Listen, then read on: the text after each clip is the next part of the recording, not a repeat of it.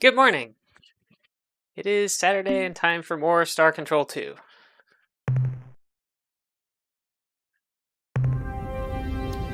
Working on this morning I was rushing around trying to get a new feature in the bot. In the correct house. The stars are in auspicious alignment. The various significant moons are in the correct houses, and ambient psychic energies are in balance. All is well, and the universe is at peace. Well, actually, 2/3 of our civilization has been decimated by the Ur- Quan, but besides that, all is well. It is good to see you again. So yeah, I was rushing around this morning trying to get another bot feature and to allow people to chat to search my notes, but it's incomplete. Right now you can only search the headers. And it'll show everything that I have under that header on the chat. Or not on the chat, but in the stream right up here. So I have Pkunk, Haze, search Haze.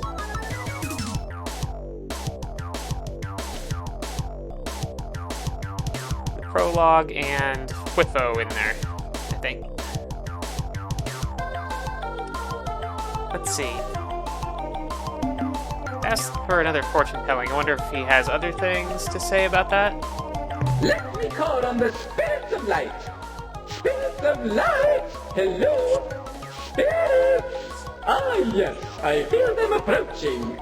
Spirits of light! What is in store for this strange, but not altogether unpleasing alien creature? The spirit now speaks through me. I gaze with a strange intensity. Oh, you will have a great battle. You will almost be destroyed. But because you made friends with a certain bird-like race, they will come to help you at the last minute. All the chances past. That will come to help at last minute. Of course, they could be talking about another bird-like race, but I would assume they'd be talking about themselves. Well, we are quite We've already sure seen now this one, about Dogar and Kazan being a hoax. I can only tell you to contemplate the small goblet stone. The stone Good morning, is Silalo01. from the gullet of a water wumpet to land in a moving stream. Does the fish swallow the stone? Perhaps, but that is not the point. Is the stone round? Yes! Does it have little disgusting nodules on it filled with slimy viscous fluid? Only sometimes. What's the point? The point is clear. Make friends with other species. Even the nasty charred beast cannot defeat a pack of imps without the help of 7 or 8 wrinkled dogs. I think you see what I'm getting at. Adios, Goodbye, Pkunkos. Captain. When the crystal spheres once more rotate into harmonic union, we shall meet again. I want to talk to them and ask them for fortune telling 1 or 2 more times. It seems like they've had a couple of useful things, and a couple of not useful things, but... I was just thinking of you. Ah, but I see you are not surprised, and why should you be? Amazing psychic occurrences are commonplace for us Pkunk. I am filled with love at the sight of you. Perhaps we can converse together or just coexist for a few special moments. Let's get another fortune telling. I gaze into all that will be. I follow the tiny thread that is you, Captain. I see shining rocks that sleep. They are annoyed. Someone is making a great explosion of light. They awaken. They are powerful. They face the one who disturbed them. Captain, that one wears your face. Oh. Awaken, shining, rock people? Unless that's the Chinjesu, I don't know who that would be.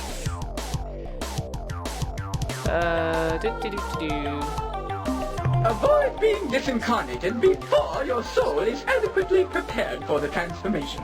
So, don't get blown up, I guess? Goodbye, Captain. I still keep trying doing fortune tellings until they stop telling me new things.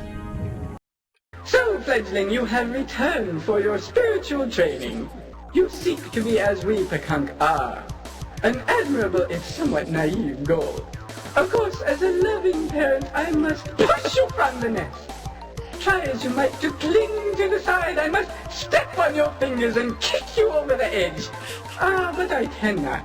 I see those sad human eyes, and I must give in. My love gushes forth. Through the haze, I see beautiful humanoid women who have been driven from their home. I see a leg moving back and forth. I see their home planet. It is ill, infected with a burning disease. I see you handing the friction humanoid female a piece of fungus. She is angry, but not at you, Captain. You are smiling at the beautiful woman. She is smiling back. I see you and the woman.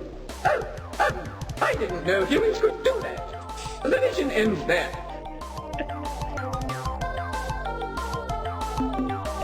Goodbye, Captain. When the crystal spheres once more rotate into harmonic union, we shall meet again.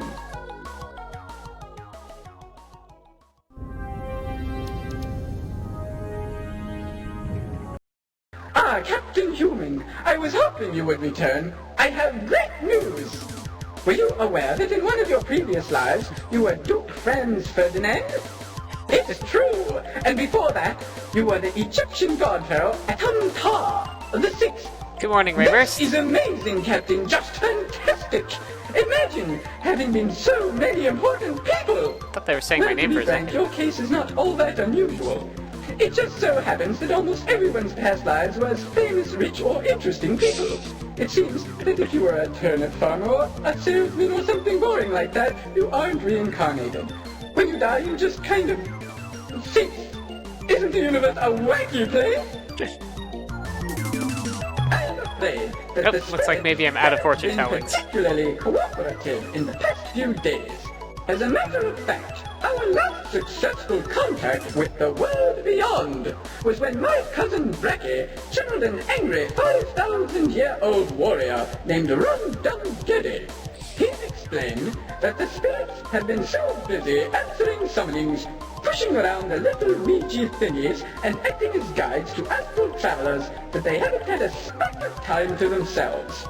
Through Bracky's voice, Rum-Dum-Geddy complained that we should all be more respectful of the dead and stop hassling them all the time and just leave them alone.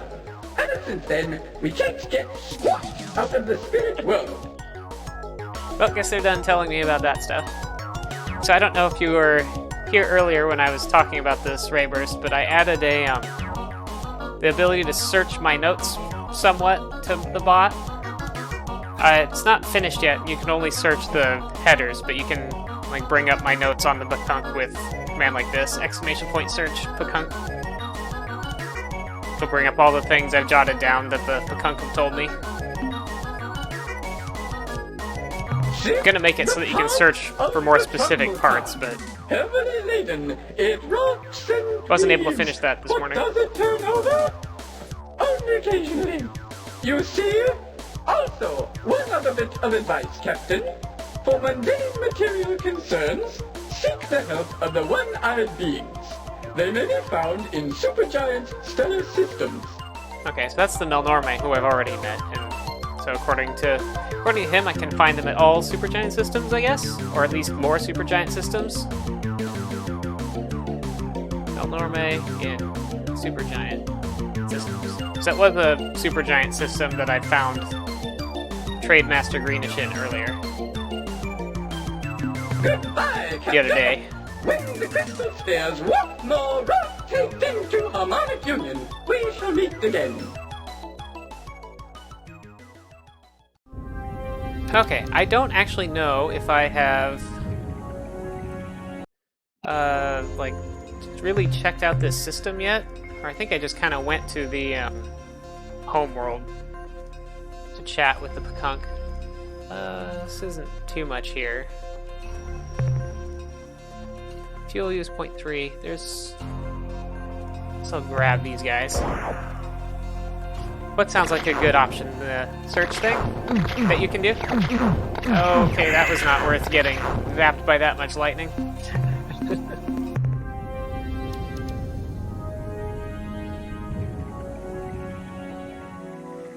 Maybe I should turn my volume down so I'm less inclined to yell into the microphone. Those Pkunk ships are fast.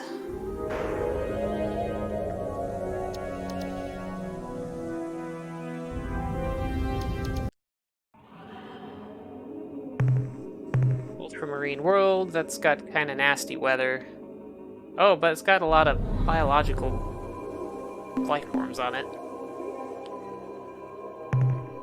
Maybe I won't be quite as unlucky. Ooh, they're fast ones, though.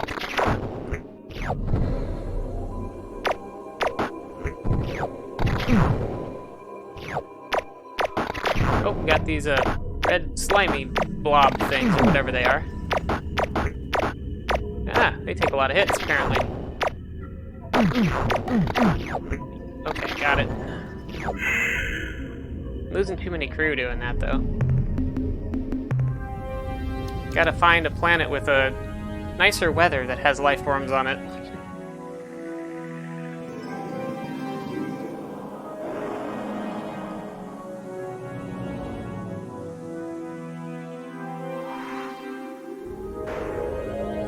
There's that red planet over here. Check that out.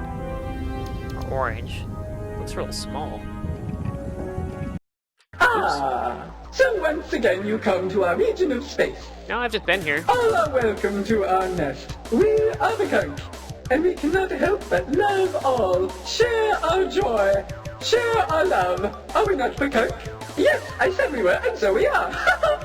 I must laugh and sing for the sheer joy of it. This is our way. Oh, maybe the help with Ur-Quan option went away. But this fortune telling option didn't, so maybe they do have more stuff? Sorry, no can do. The spirits still refuse to answer our calls. Okay. I think they're on strike or something. And news didn't go away, but it does seem to be just News? repeating. Here is news. Oh, this is Did you new. know that the lovely clear spindle which we gave you is actually part of a larger device which has two other pieces? The function and origin of this alien artifact are unknown to us. But we thought that the charming little spindle on its own made quite a handy paperweight. Not to mention a catchy conversation starter. So clear and so pretty. We hope you like it. Okay. Goodbye, Captain. When the crystal spheres once more rotate into harmonic union, we shall meet again. The clear spindle is part of a bigger thing that has more pieces.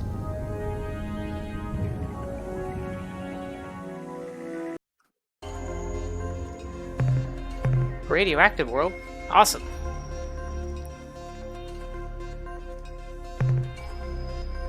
Now, there's some tectonic activity here, but no weather and it's cold, so this is not going to be too dangerous if I'm... unless I'm extremely unlucky.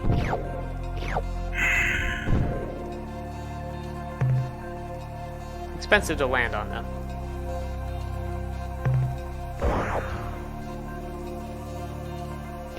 Bullseye.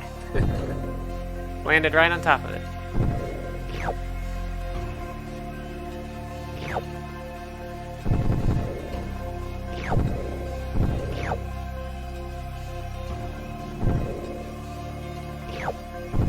I'll just fill up and then leave.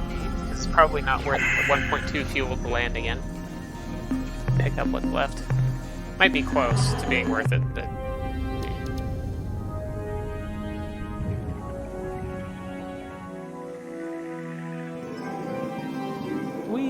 And last planet in this system is a purple-looking one up there on the top.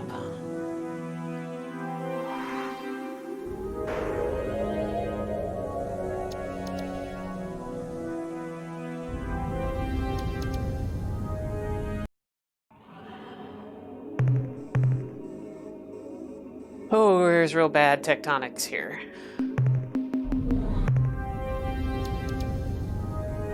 So I guess I'll chat with them and ask news until they run out of new things. We are warm and happy with the news of your return.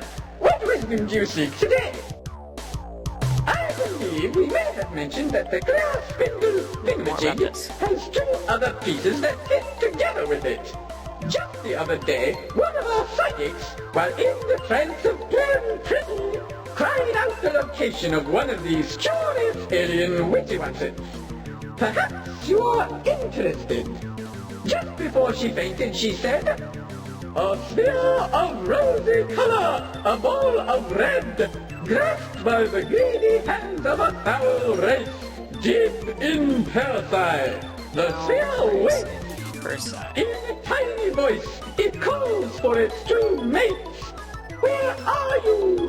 Where are you, hair, spindle, thingamajig, and other thing?"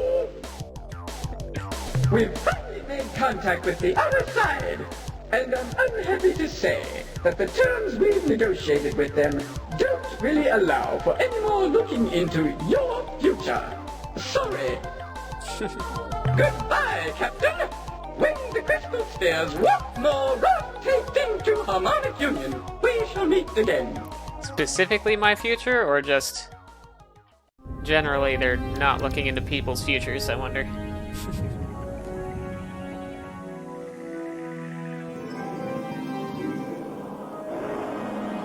Whee!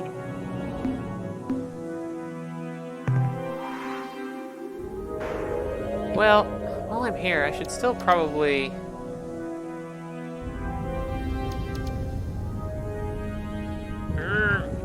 Put on the brakes! Since they are telling me more stuff now, I should probably talk to them a little more. Hello, human! What was... News? Back to the clear spindle business. We have had another... I didn't know they had this much info about this. Regarding this. This time, an old and venerable Pkunk named Orky Birdie has had a dream sent to him by his spirit guide, Bosco. In the dream, Orky Birdie is surrounded by a sea of young Pkunk females who all want nothing more than to mate with him in a passionate ceremony of blissful yawning. Silly? H-Sloan? Yep. They're pretty silly. He hesitates, but the females rush forward and swarm over him. Oh, the clear spindle, yes, I'm coming to that.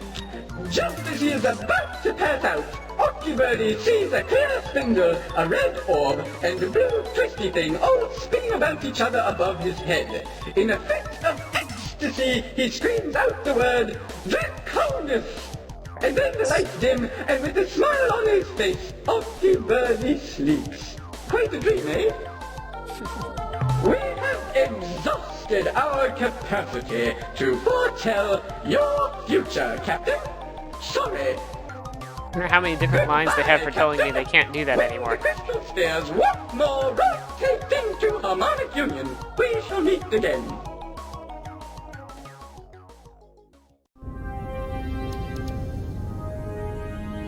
They do apparently have a lot of stuff. They just don't have any, very many specific names or very specific places. Like Draconis is a whole bunch of stars. Yes, we have good news. Ah, now maybe they're out of news. We have no news, but it is good news. That is your expression, human captain. We Pkunk do not pretend to understand it. Well, they told me some stuff. They told me that a certain bird-like race is going to come help at the last minute in a big battle. We have exhausted our capacity to foretell your future, Captain.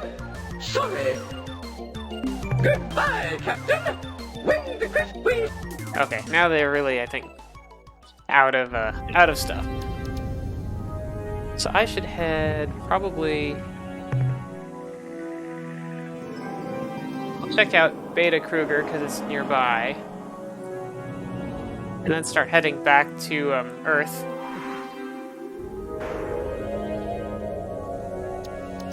Go on autopilot here.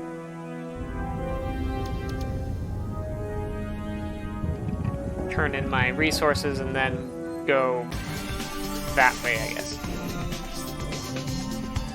No, there's still a blip. Some of those might be Ilrath, which would really not be good. Probably should have saved before I came here.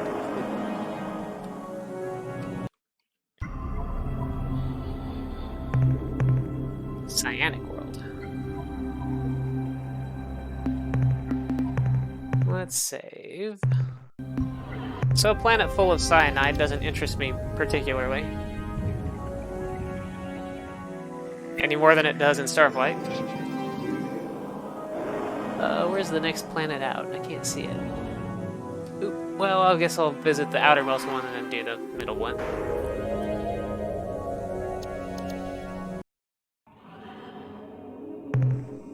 Xenolithic world. This one's got some tectonic activity, but some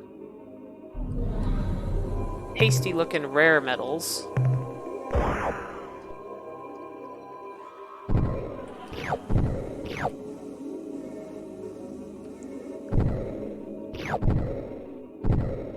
Guess I should have grabbed that other bit of common metal. Whoops. Oh! Ow, ow! Stop it.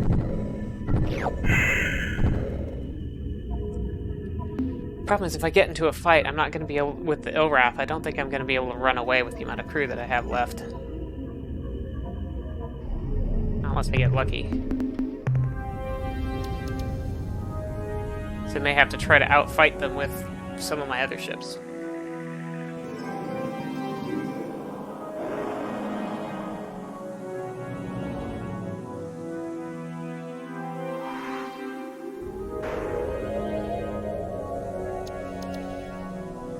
Unless I can outmaneuver them in hyperspace.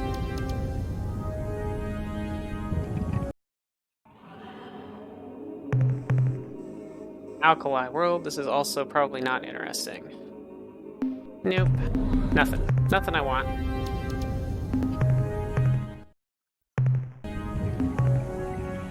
Let's go.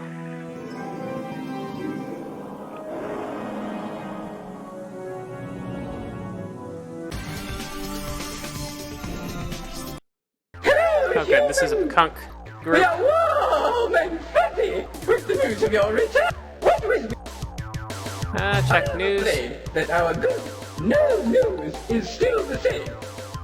We have goodbye. Adios, Pkunkos. When the crystal spheres once more rotate into harmonic union, we shall meet again. Hopefully that other group is also Pkunk. I won't run into any Ilrath. Hello, human. We I think are I'm safe for the moment warm then. and happy. Goodbye. Get myself out of... Fell back into the gravity well. There we go.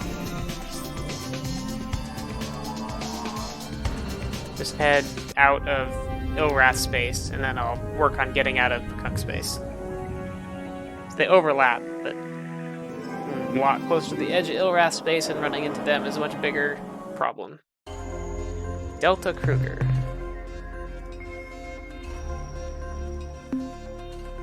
Allied world. Mostly right now I'm just looking for anything either particularly lucrative looking or things with bio data life forms, because I really probably want some of the technology upgrades from the Melnorme. Noble gases aren't worth a whole lot, so I'm gonna skip those. Ooh, treasure world.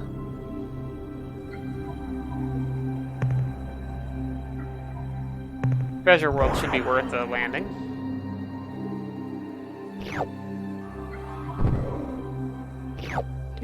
Do. Or 2 landings, maybe.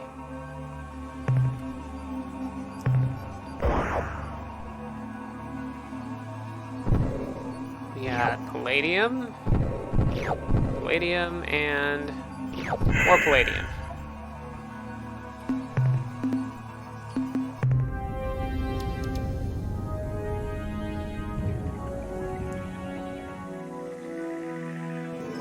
That's just a lonely gas giant. Nothing there.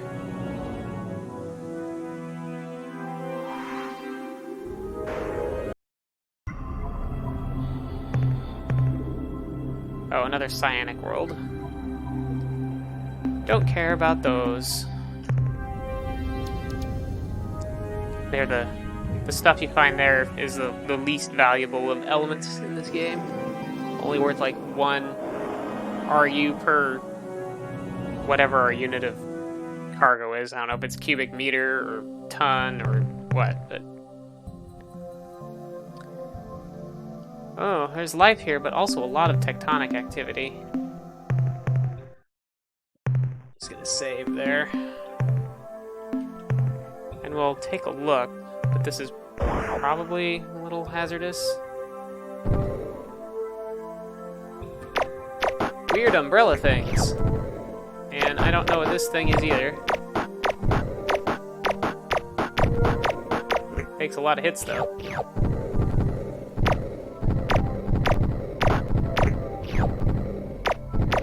Hi, umbrella, eyeball, whatever you are.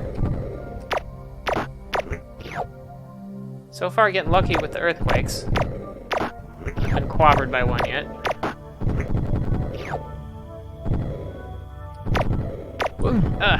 I could have dodged that, but I messed it up. One sneaking up on me.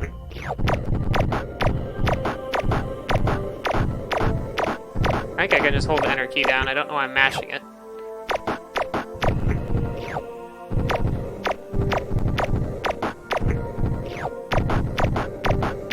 I'm getting a lot of critters, but they aren't actually worth very much individually on this planet. Come on, stun it.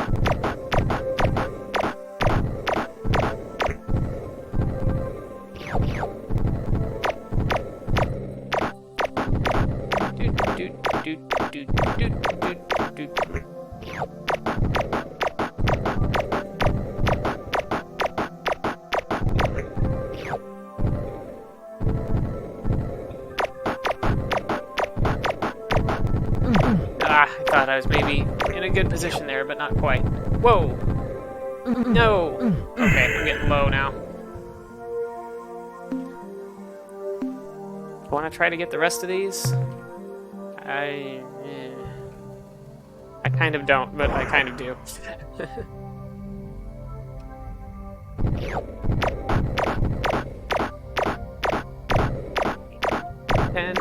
So let's take 10 hits.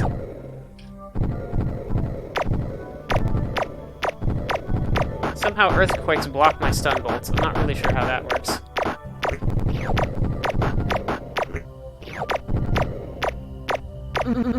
Whoa, that was a lot of casualties there. Only one thing left. And it's running away from me.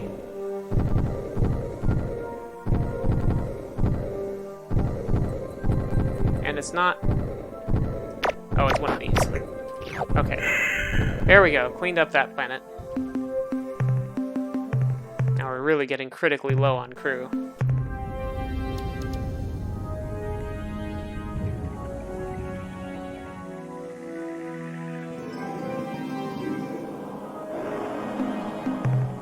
So either head directly back to Earth or stop by some other places on the way back. I think well, we'll head to Alpha Centauri and talk to the Melnorme again. Maybe I got enough biodata to buy something good. I don't think so, though. I think I needed quite a bit. Didn't really collect that much, but it's pretty much on the way, so I may as well see.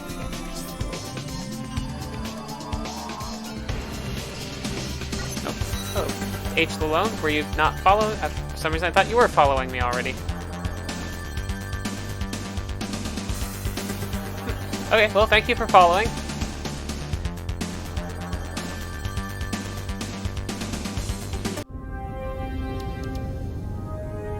Always nice to have more followers.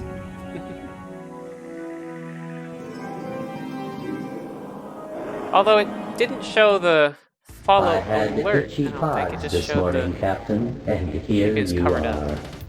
Now, what can we do for you today? Actually, I think my alert box, my standard alert box might be covered up here. What's this one? Nope, not that. I can actually remove that. I don't need that. But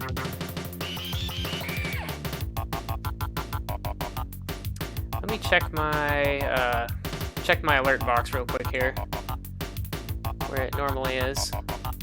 If I can find it. Okay, so it is in my in-game horizontal view, which is normally on top of... Okay, that's what I messed up. In this particular layout, this should be below here. Okay, now my alert box should work again. On some items I would like to sell. What would you like to sell, Captain? All my alien life The forms. 66 units of biological data we downloaded from your ship earn you 132 credits. Okay. So now I can buy some, What trade items would you like to buy today? I can buy some technology now. The technology we are now offering includes plans for building blaster weapons, twice as powerful as your ion bolt guns. I really don't care about those, but I want to buy other technology probably, so I guess I'll buy that. Please remember that these weapons consume energy from your combat batteries faster than your familiar ion bolt guns. We may wish to compensate for this by building additional dynamo modules for your flagship. The technology we are now offering includes specifications for constructing modifications to your planet landers, which will double their speed. Now, double speed planet landers would be real useful. There are some planets that had some life forms that were at least as fast as my landers. Being able to run away from them would have been nice. There was those like octopus squid things that that were just clobbering me the other day. But I don't have 150 credits. What So else would you like to buy? I'm done buying for now. Or I shall be leaving It now. has been a pleasure dealing with you, Captain. We look forward to your next visit. Could buy more fuel, but I don't think I need to do that with credits now. Should have quite a bit of resources, especially since I think I can sell some of those Pkunk ships. I probably don't need 4 of them. Okay. You'd think they would actually like mark Earth on the map in kind of a more obvious way. Oh well.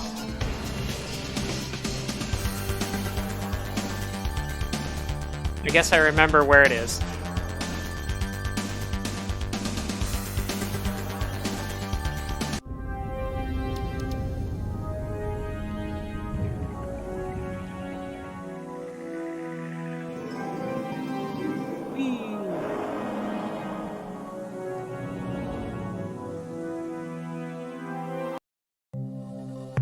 It's good to see you again, Captain. Guess there's no new news.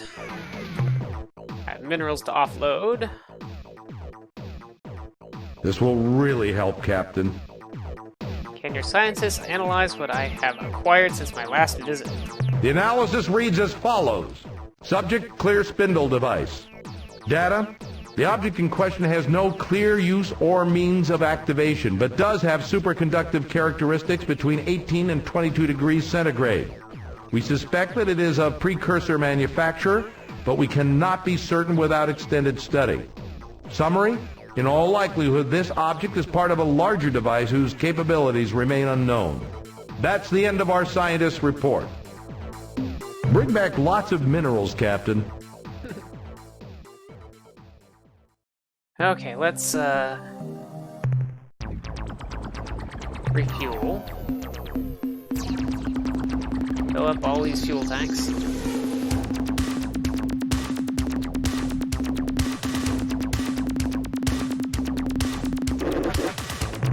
Fuel tank's full, and I need to recrew. That's important too.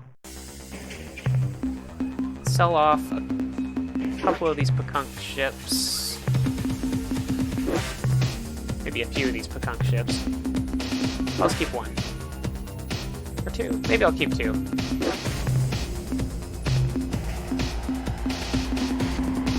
And get people.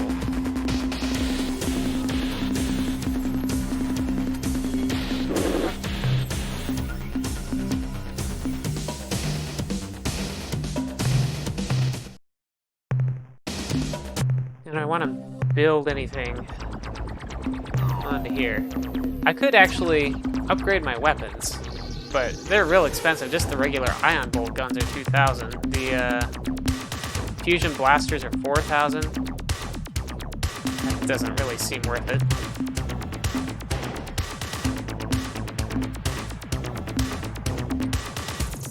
Let's get another fuel tank. Storage bay. Yeah, we'll just have the ship not really be for combat. We'll have it be for...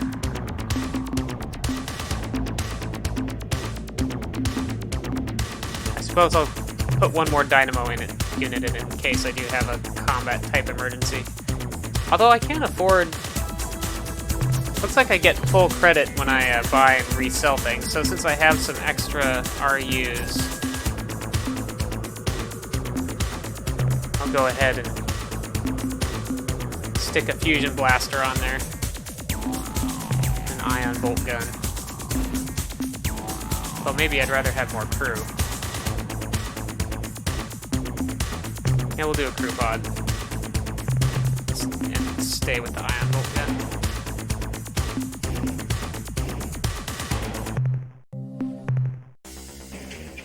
Fill up the new crew pod.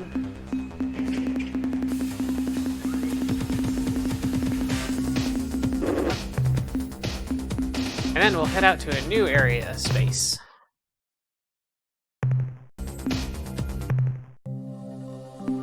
And I'm fully fueled too, right? Oh no, I did get one more fuel tank. There we go, 210 fuel. That should give me a lot of range.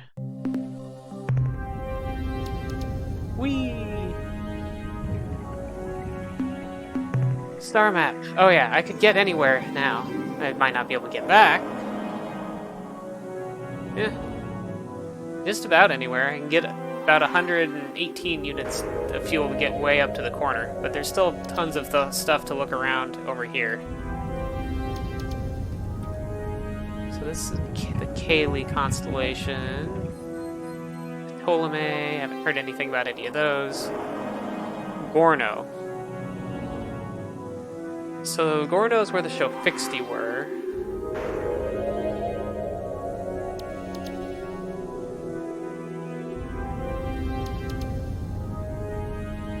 But they're supposedly wiped out, so now that I need to go there. Regulus. I should possibly have the other Starflight, or not Starflight, the other Star Control map up, because it does have Beta Mira, Alpha Indi,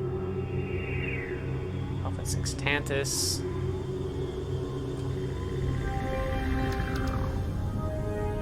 It does have the constellations, like, just spelled out on the map, so it's easier to find things. Vulpeculae, that's where I was going to head next, I think. That'll put me near Spathi space as well, but I said I was going to go right, and it's more or less to the right. It's like there's another... Zeman is probably another supergiant star if I need to buy anything. Beta Mira. I think I already went to Canopus. Head to one of these Raynet stars on the way.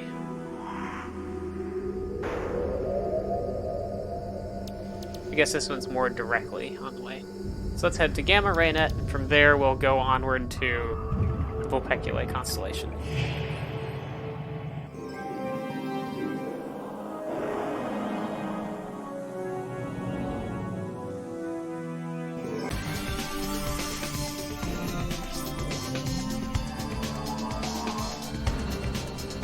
So I guess we have some Pkunk on the starbase now, since there were 8 Pkunk on each of those 2 Pkunk Furies that I scrapped. Presumably.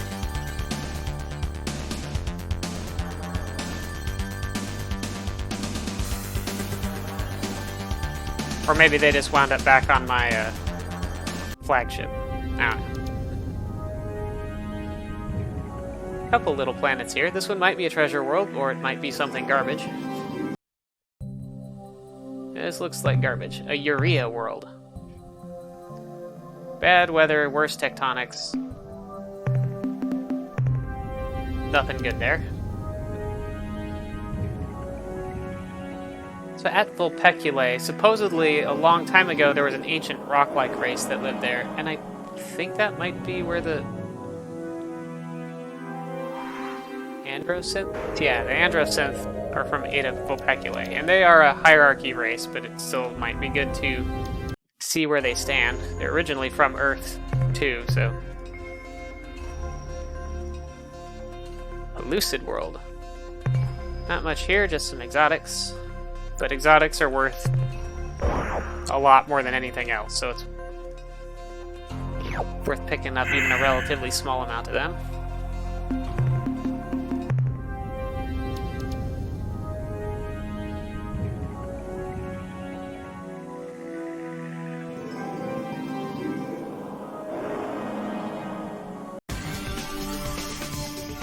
Star map. I should look at the star map before I get into hyperspace. I keep forgetting to do that.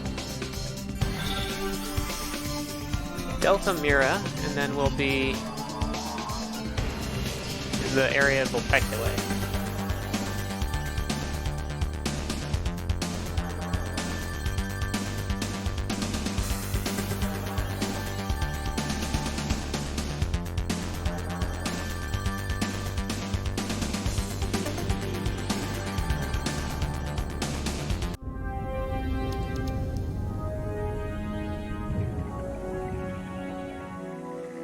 I like the hyperspace music a lot better than the star system music. Oh, this is another urea world, isn't it? Oh, it has life forms on it, but it has class 3 weather and class 5 tectonics, so I don't want to mess with that.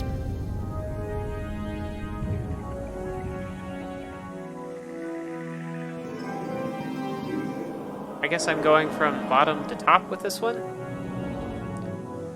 This planet has a bunch of moons. Carbide world has bad tectonics and nothing worth landing for.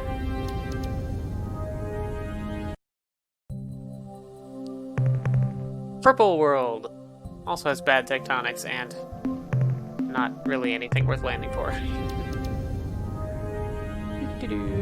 Whip around this planet. This moon, Azure world. Bad weather, bad tectonics. Bad weather, worse tectonics and life forms, but again, real scary. A green world. It's full of green stuff, but there's a lot of life forms in this star system apparently, but I'd take heavy casualties, most likely, trying to get any of them.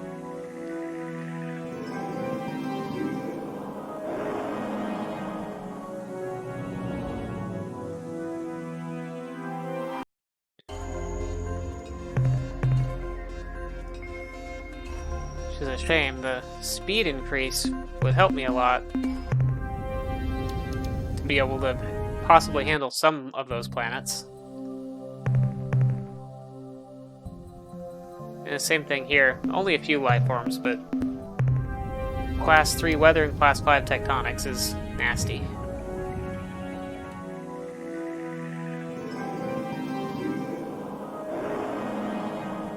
And it's probably another purple world. Oh, Chondrite world. Class 7 tectonics.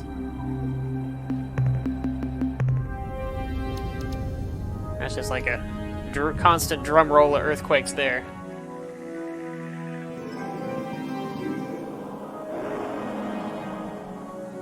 I think tectonics goes up to class 8, and that's the maximum. Maroon world. This one would actually be safe-ish to land on, but no life forms.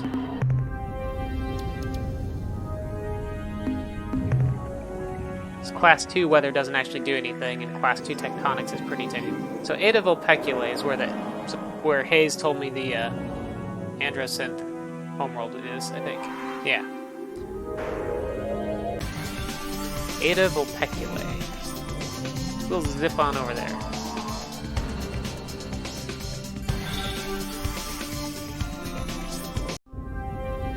And those are not Androsynth ships.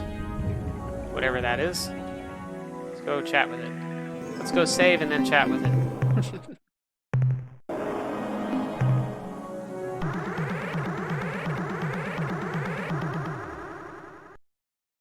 4 of them.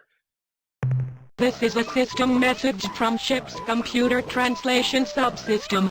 Incoming message, extremely unusual in composition. Translation includes many lingual anomalies. Overall accuracy of translation is unknown. Hello, Extremely! I hope you like to play. Some campers are not so good for games. Is it time for playing yet? Greetings, I am Captain Zelnick of the starship Vindicator. We are having some difficulty translating your messages. Yes, of course. Difficulty. Problems are difficult. Let's be special together. Spicy games are always fun. The things in asterisks are things that the computer is having a particularly hard time translating. Who are you? What can you tell us about yourselves? Who are you? You are not Orz. We are Orz.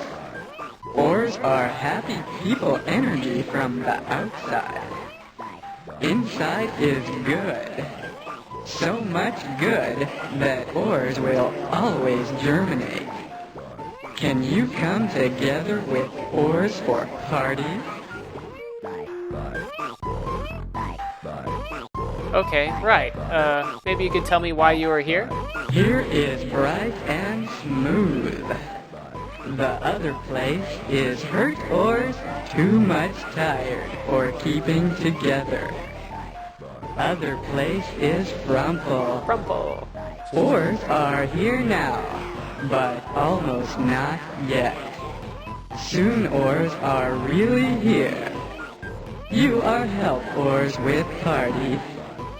Orz looking for you and find you. So much joy. Now, smooth place all the time. And after now, never going back to outside. Never.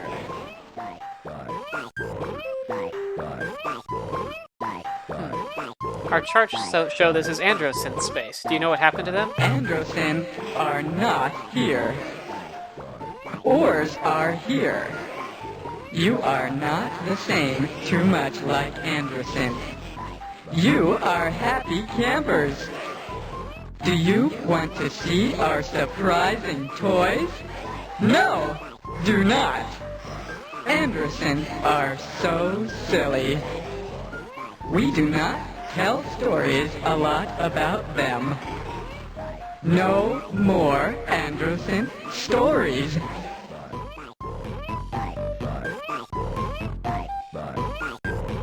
That's okay. I didn't really care about them so much anyway. I am told, other Orz cousins, you are connected for camping. I am so right. It is happiest days to not care about Androsynth anything. So now, we can be together for friendly dessert. I am so right. I will tell them again. You following all of this? You seem like friendly fellows. Perhaps you could aid us in our mission. Yes, yes. We are too friendly. Extremely happy sisters should correct each other for celebration. So much enjoyment. Shall we come to your house so that we can be relatives?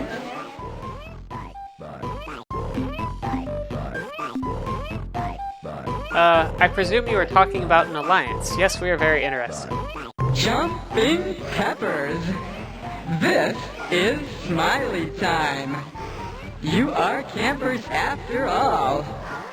We will start alliance parties for better enjoyment.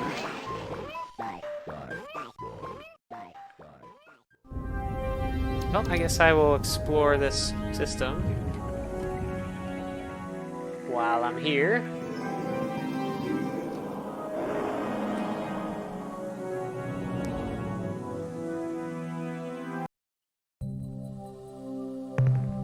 Carbide world. That's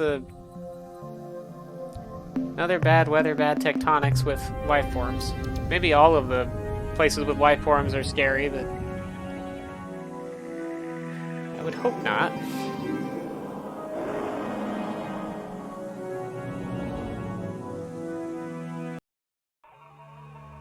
Native Vulpeculae Planet 2. This looks kind of Earth-like. Nope, we got life forms here. And this is only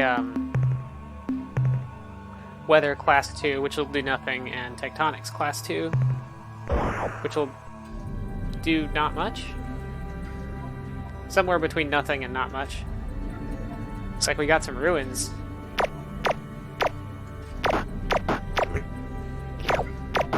Zap, zap, zap. Zappity, zap, zap. Zappity, zap.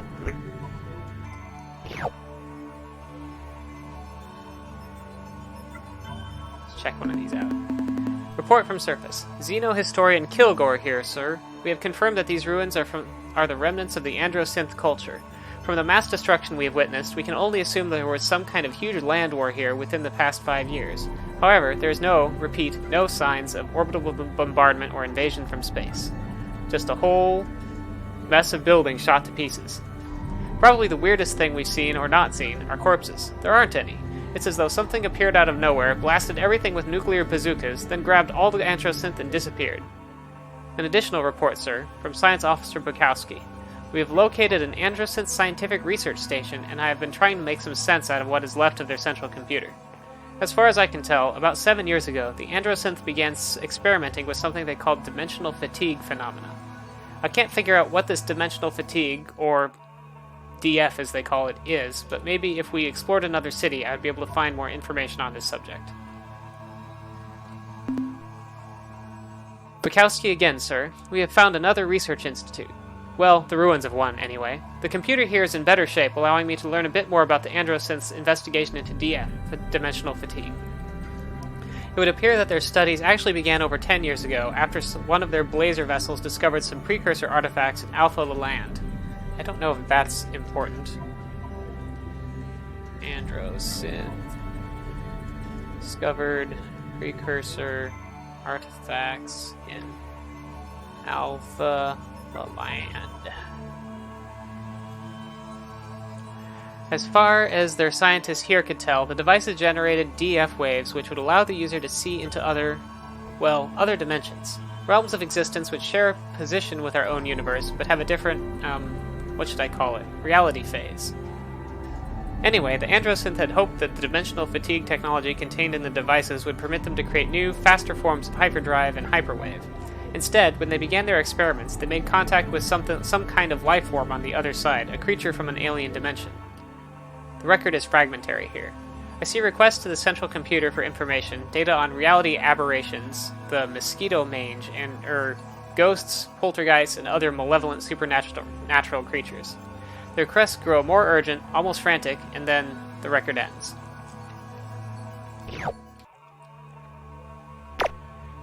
So it looks like from the scanner that there's some of these, at least some of these buildings have a metal underneath them.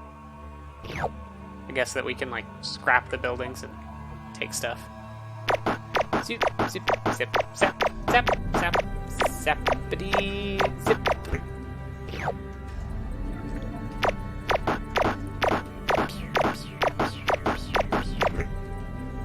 Oh, that's all the life forms.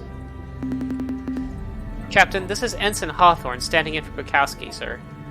Sir, Bukowski has found something, but in the process he's gone kind kind of nuts. When we first got to this city, Bukowski went wild because the science center was pretty much intact.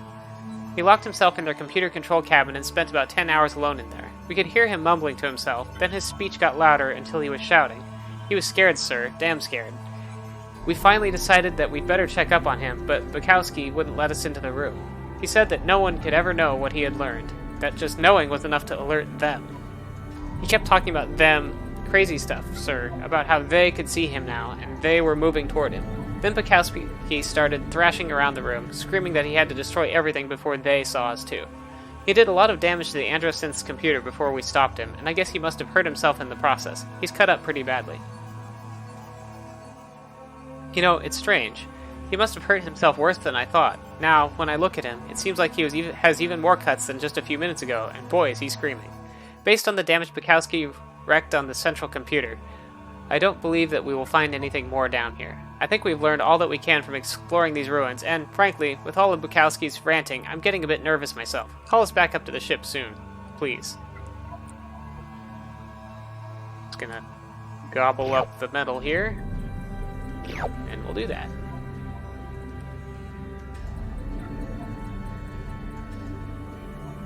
Yeah. Nothing here?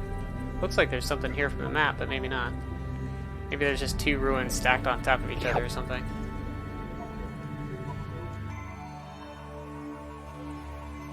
Yep, guess not. We've got a little bit of life forms. Learned something about what maybe happened to the androsynth.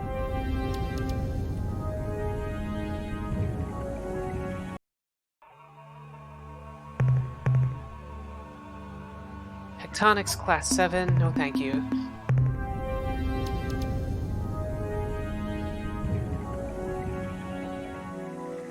Let's see, I went to the innermost planet, second planet,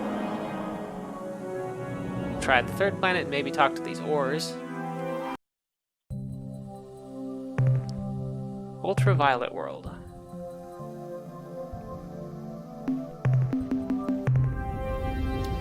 Hello, ores. Campers like to say hello when they smell the ores. Hello! We have learned this.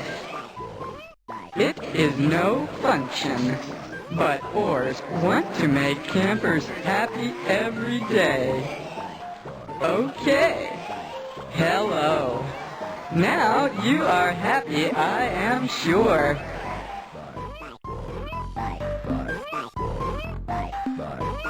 I'm afraid it's still not exactly clear on who you are and where you're from. You are a silly camper. I am always Orz. If I was not Orz, then I would not be. But of course, I am Orz. We are from the outside. Also, the Arilu Quick Babies are from outside. It is the same, but not. Ors are from below. Arilu are from above. Ors does not like Arilu. Arilu are too much trouble. We cannot have parties when Arilu always jumping in front. It make Ors frumble so much. These are fact words. Do you want to play this some more? Hi there. It is good to see you again, I think. That is funny. You think you see ores, but ores are not light reflections. Maybe you think ores are many bubbles too. It is such a joke.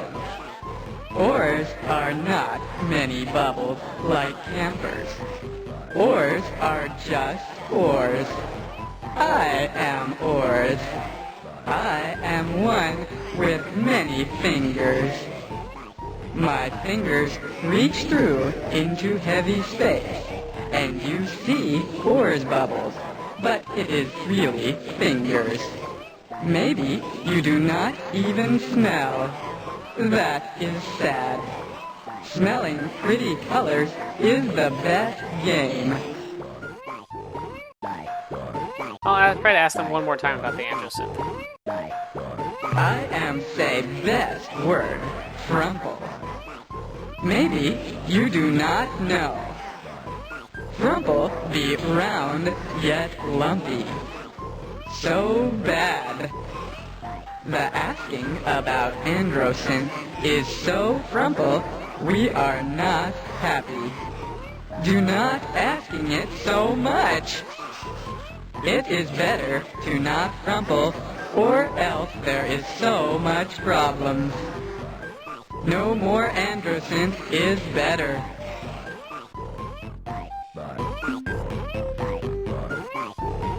Well, I'm gonna leave it at that. We do. Goodbye is the game. Hello, I am only joke. It is funny enough. Do not forget to enjoy the sauce.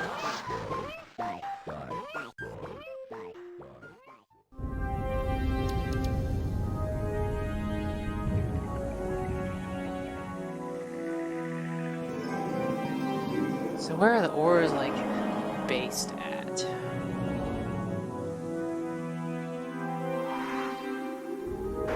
They have a planet around here somewhere.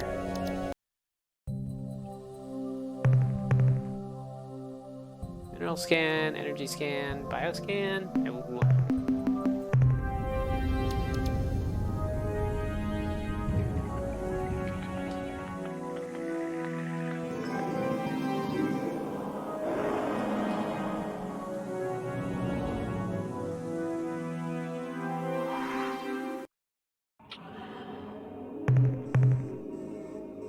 Bad tectonics here, and no life forms.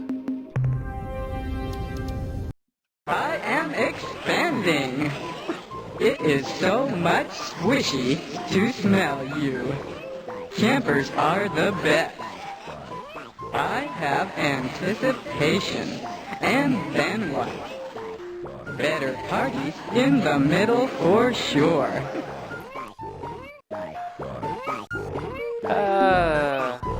Let's see. Will they tell me something different if I ask them these other things? Perhaps you have not this is been different. to the playground. The playground is for Taelo and for Orz, Taelo. but campers can go. It's more fun than several. The playground is 372.1, 261.9. Your silly numbers. You can go there for too much fun.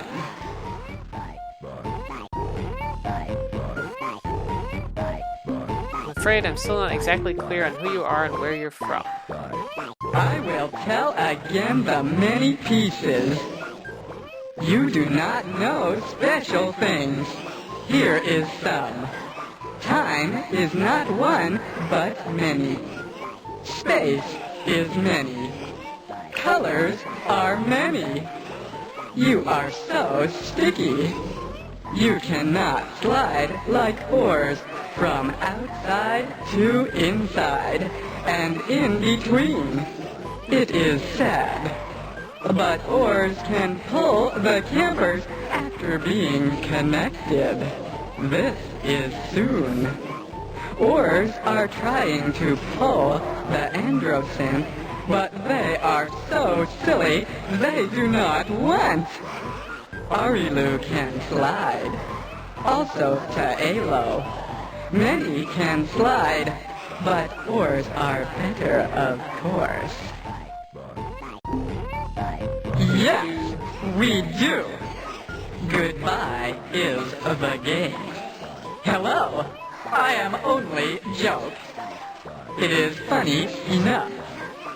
Do not forget to enjoy the sauce. The Ors are maybe the strangest. Well, maybe not. Ors are maybe one of the top 3 strangest races in this game. So I already scanned this.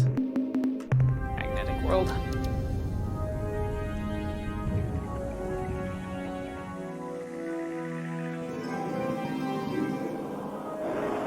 Don't get much weirder than the Orz.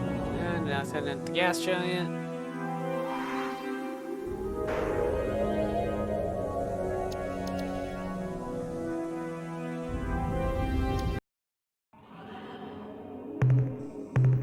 Magnetic world. This has a ton of tectonics, and fuel used to land here is 2.4, so that makes me not even want to go for those exotics there.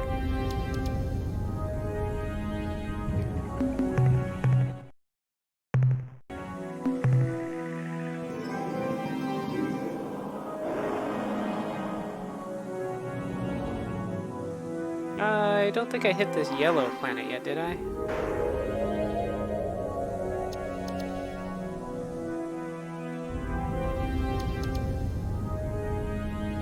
Almost August.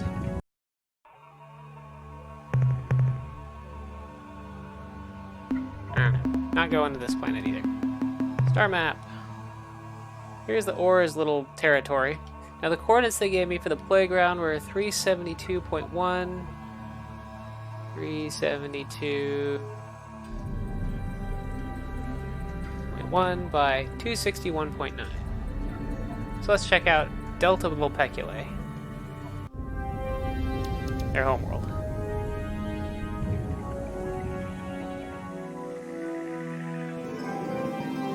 Yes. Yes, Raybers, the Orz are strange and weird. Definitely one of the probably the strangest and one of the two weirdest, maybe, if that makes sense.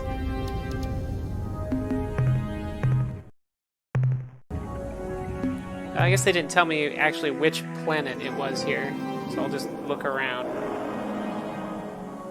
Look around.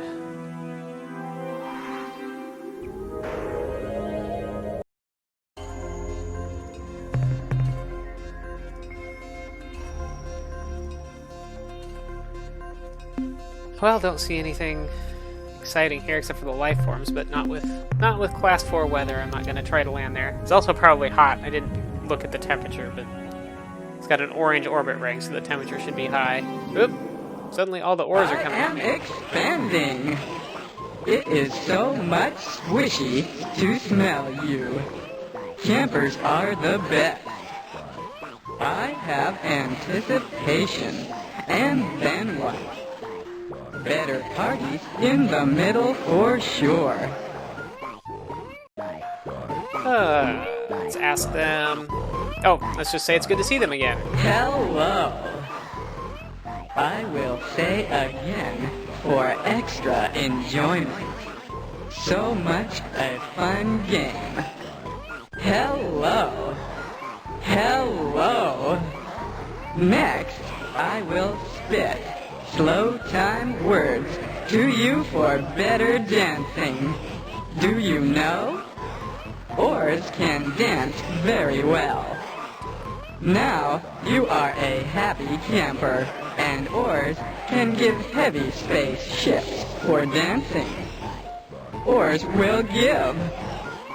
Orz ships have the go-go. Do you know? These are best for letting go near heavy space planet bodies. Then go, and going fastest to enter ships of the other. Then it is happy time. Here is good news. 6 or 9 pieces ago, myself, the Orz, did not even smell your level. Can you believe? It is so silly. It is such a happy town. Then, the Anderson made some slippery places. And then Orz can smell it. It smells so good, Orz are surprised. I myself push the fingers into the new town, and there are so many campers. First, the bucks. But they are such silly cows. They ask so much about the Anderson, we must dance with them.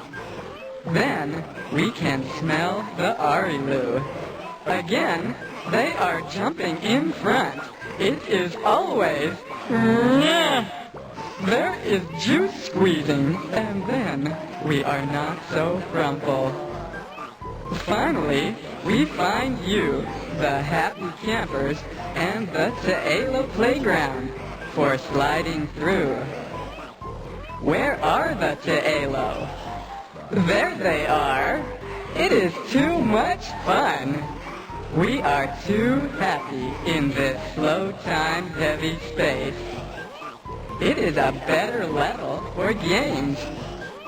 This is the everything story. Now you know. Yes, we do. Goodbye is the game. Hello, I am only Joke. It is funny enough. Do not forget to enjoy the song. Yeah, the H. Alone, the aliens in this game are really fun. A lot of... They all talk in their different ways and have crazy, funny voice acting, and the...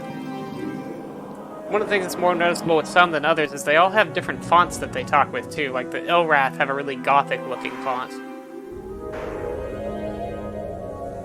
And some of those are Happy Pieces! Oh, I guess this is where I was looking for. I am squirting nice colors. Why? The reason. They're drawn in different styles. Camper friends have come to Ta'ela Playground. Why are you coming to this? Invited?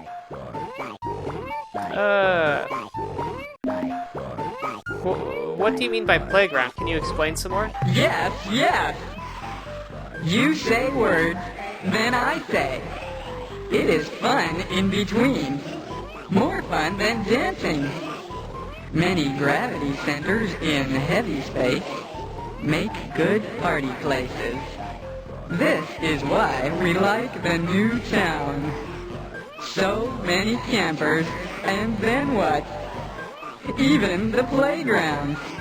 Such a surprise. At this playground, Ta'ela are making time jokes. It is too funny for the Orz. Ta'ela are in heavy space, and next what?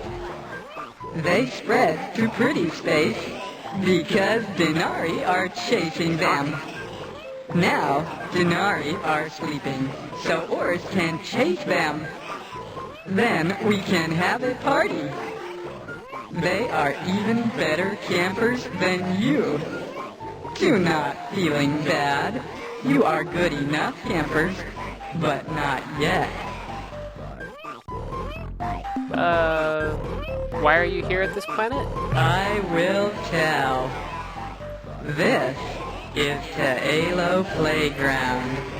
Do you know? Grab a drink. Ta'ela is not anymore the heavy space. They are not here.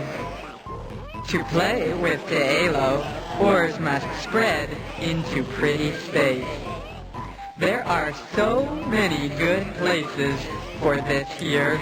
Orz are happy. Of course, you do not know Ta'ela. You are campers. You cannot go into pretty space. Too bad. Would you mind if we did a bit of exploring on the planet's surface? You are asked if Orz are upset. Orz are not upset. You are happy campers. Certainly, you are only slow time walkers. It is not fun on the surface in slow time. If you want to go, that is okay.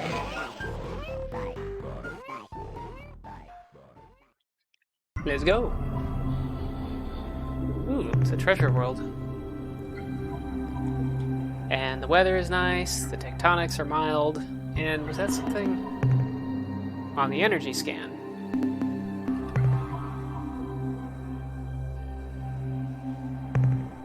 Let's pick up a load of treasure and then hit that energy reading. Ooh, that was a really inaccurate landing.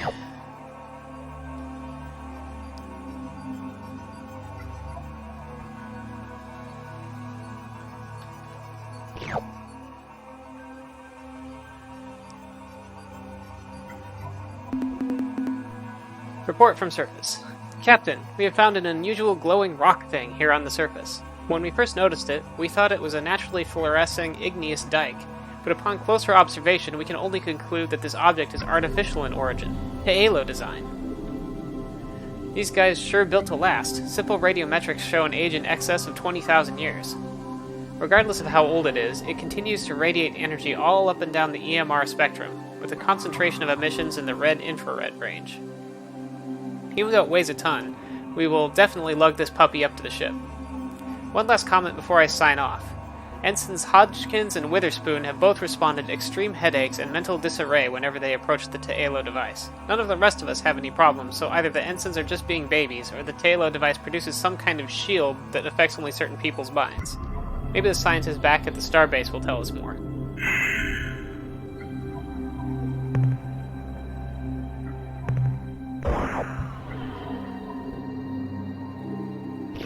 Snack.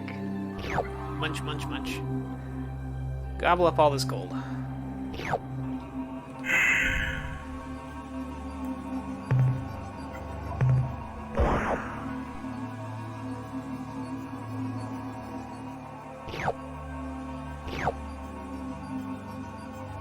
One more deposit.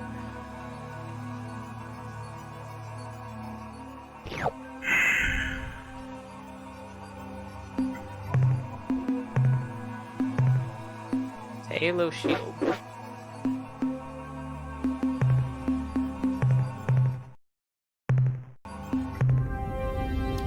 So I don't know if it works if I don't go back to the starbase. Alkali world. Nothing of interest.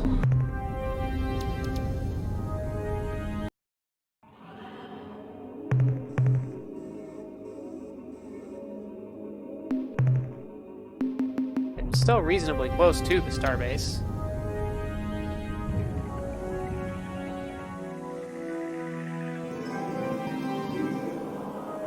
Yeah, there we go.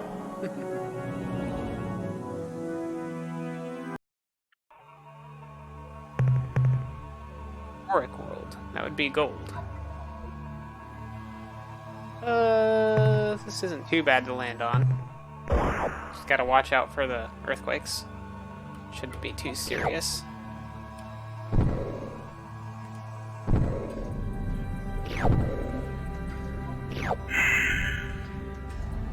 Let's do one full cargo load of that.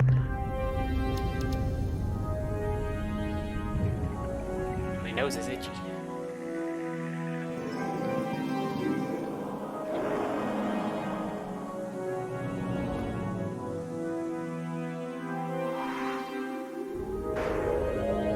So next I could probably either head into Spathi territory, or I could... Let's see here. Nope.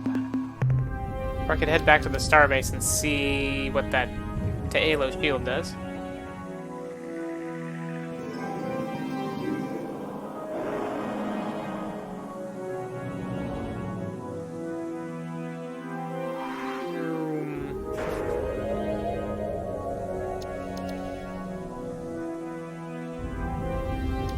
Follow this orbit line until I hit a planet.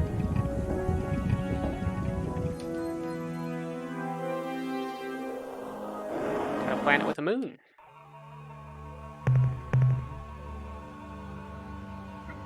Well, moon is boring. Let's check the planet.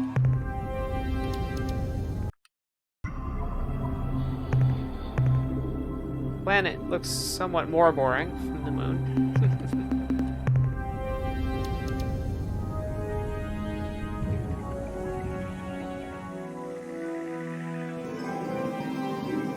Whoops. Free. Return.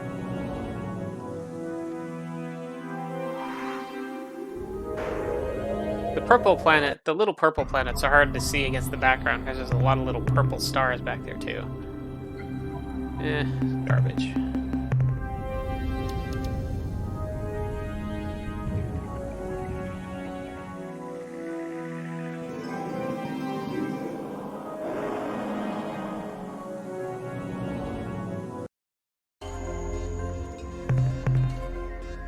Lucid world. Got a nothing there.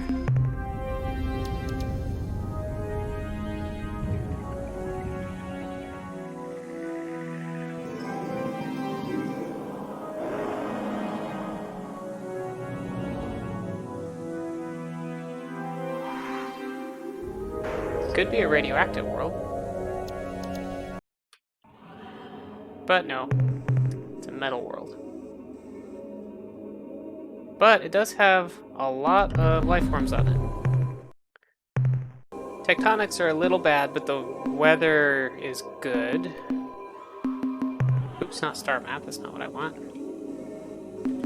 Back to scan.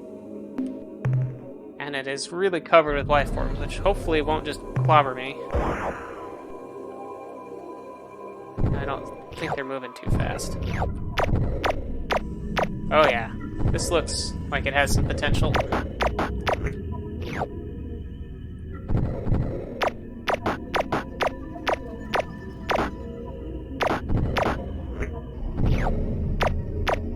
Zap, zap, zap. Two. A little close to some of these, but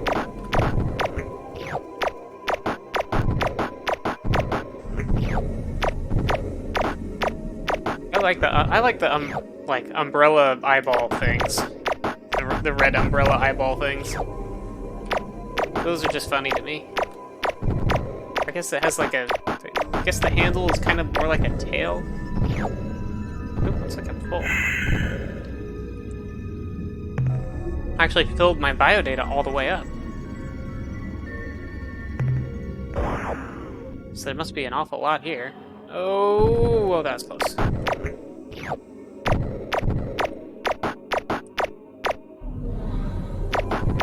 I guess these little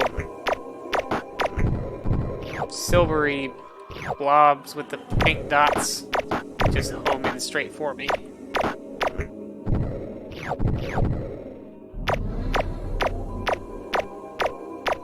Come back! Where are you? There you are. So these red umbrella guys are not too much. Yeah. Ah! I need to be able to aim in smaller increments for these little things. Oof. I was looking at my, how full my computers were there. Didn't see that earthquake. Okay, so these things are what's giving me the most. These little sprungy, whatever they are. Giving me a few units each. So the life forms fill up that blue meter in the bottom right of my display. Let's see, I'm just gonna... Oh, I did fill up my cargo. Take off. I'm gonna save and go down one more time.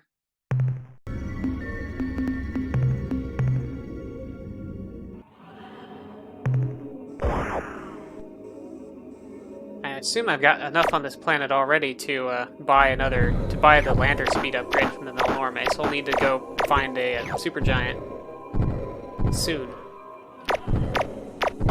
1, 2. Pew pew. Oop. Let's go get this last. Ooh, that was close. Silvery deal. Get some silver. Vanadium, I guess that'll do it. Should have picked up the yellow deposit instead of the silver one, but whatever. So that was nice. I see my... I think that very bottom thing, below free where it says 124. I think that's my bio data. And I think each one of those is worth 2 of the Melnorme credits. So I have enough bio data right now to buy almost 2 whole technologies. Combine it with the credits that I already have, I might be able to get 2. I'm not sure if this counts as a supergiant Alpha Vulpeculae or not. Or if I'd have to go like down here to Zeman. Or I could head up into Spathi space, but maybe I'm gonna head to Sol first and then go up to Spathi space.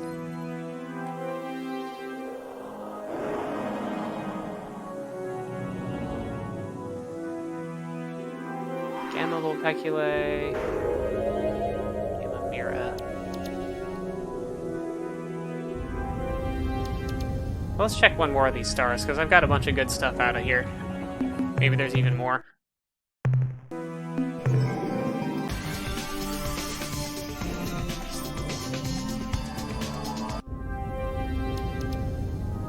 Lots and lots of ores. Let's see if they have anything. I'll probably run into some, so I'll see if they have anything else to say when I do that.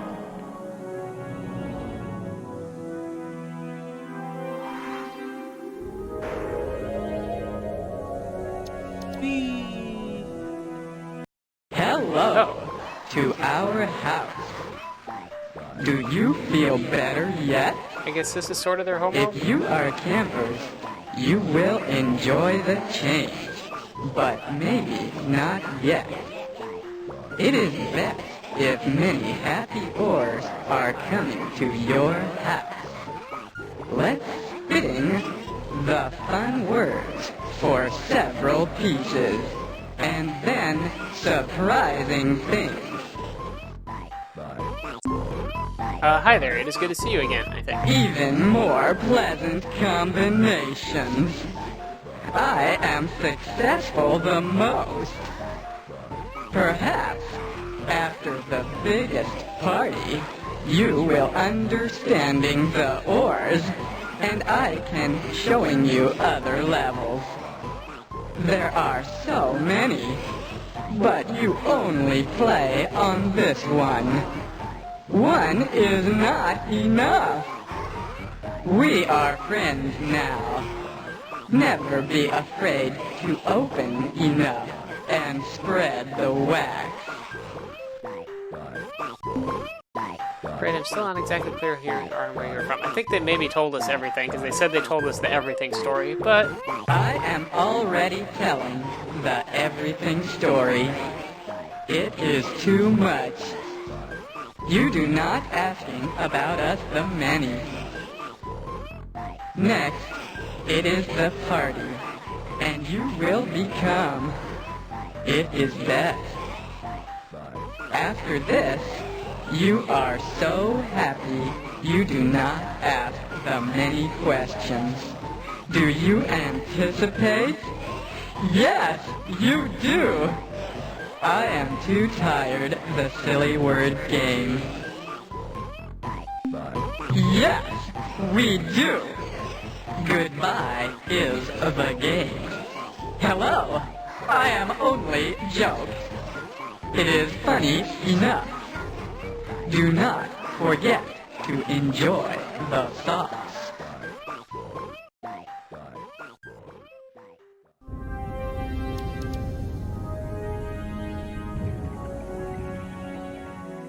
Okay, so that, I guess, is effectively the Orz I am a Oops.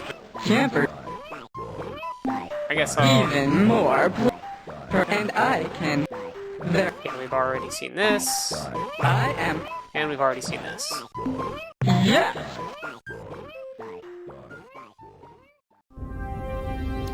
Oop. Oh, come on, let me go. There we go. Escape! Next planet is this green one.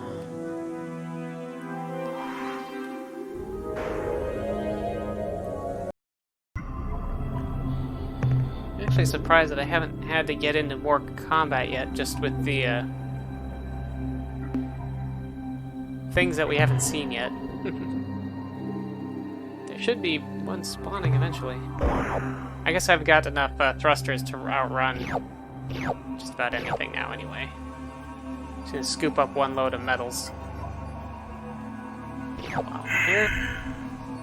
My cargo is so empty, I may as well start picking up some of the regular metals like that when it's safe to do so. A ton of cargo space now. I was thinking that purple star on the left of me was a planet, but no, because it was on the same orbit line as the planet I was just at. It's this green one that's next.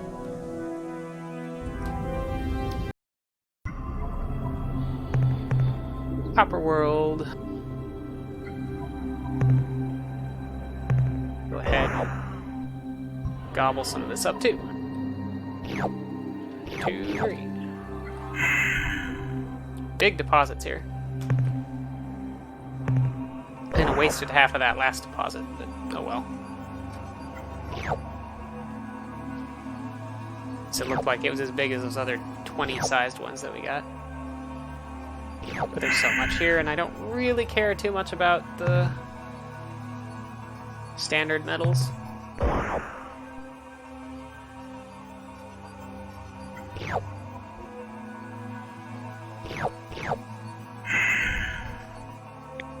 Should do for here. Just want to try to get at least enough resources to be able to refuel without having to go to the Melnorme and spend my credits on that.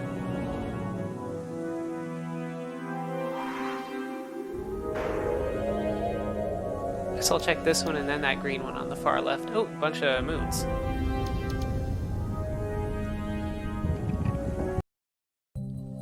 Yellow, it is a urea world. That's no fun.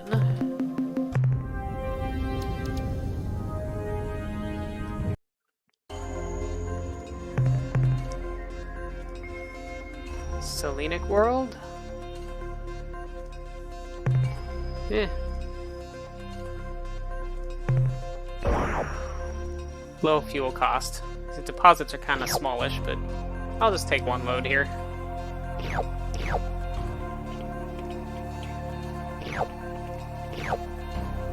In fact, I think there might only be about one load here.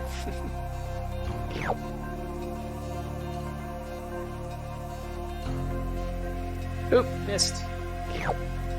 There we go, now we're full.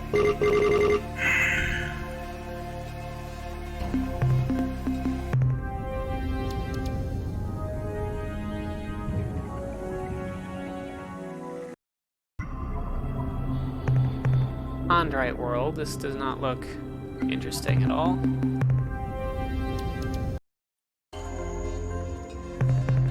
And another Selenic world. One more planet to check here, and then I'm going to go and try to find a, I guess I'll head down to Zeman, see if it counts as a supergiant.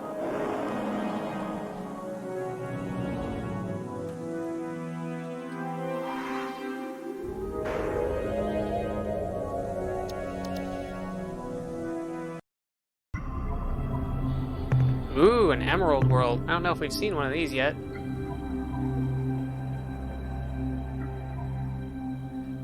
Got some earthquakes, but it's full of exotics, so I'm gonna land here for sure.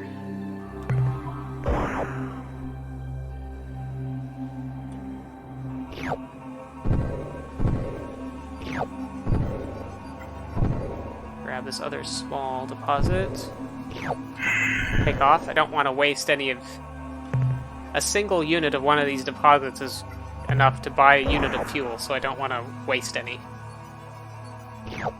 by taking a deposit, not having enough storage space on my lander to hold all of it. So yeah, that was nice.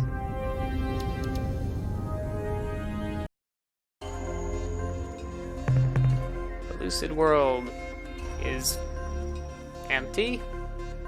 Literally nothing on this planet. Okay. I didn't even know that was a possibility.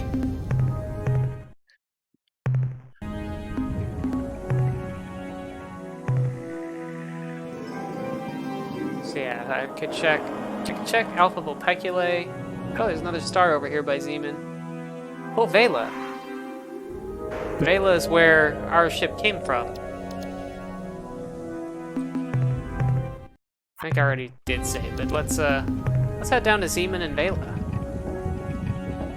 If nothing else, there should be life forms on Vela. We can report back with our colony and see what's going on there.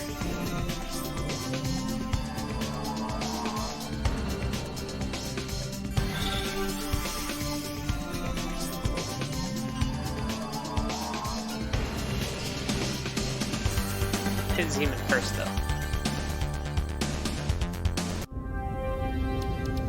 And there's a Melnorme ship.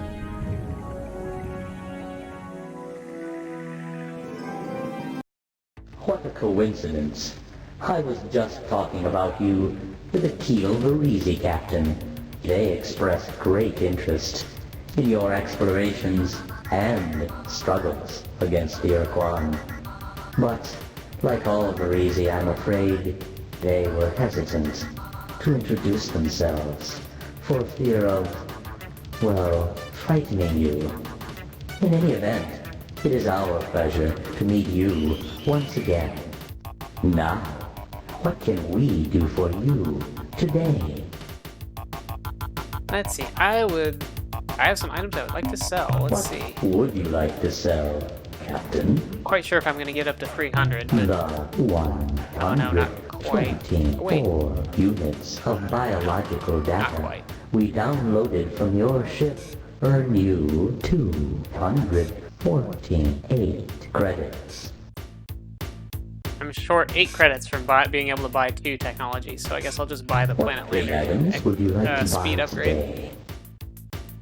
New The technology. technology we are now offering includes specifications for constructing modifications to your planet landers, which will double their speed.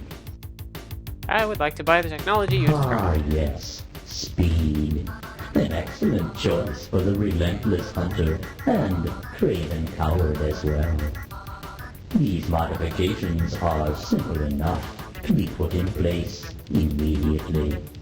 Your landers should be properly equipped in no time. The technology we are now offering includes details on how to add point defense laser systems to your flagship. I don't care about those. What else would you like to buy? No, I should It has been a pleasure dealing with you, Captain. We look forward to your next visit.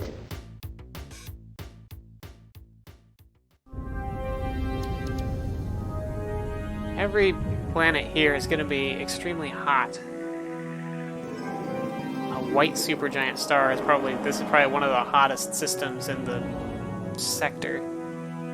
I'll just go scan a couple of these and see if there's any possibility of life forms.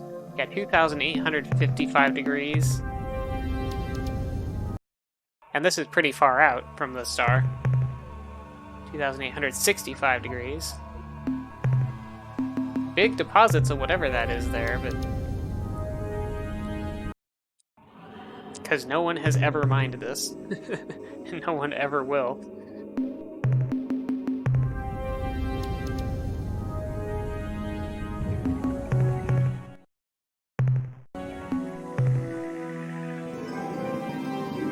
Let's see, let's try...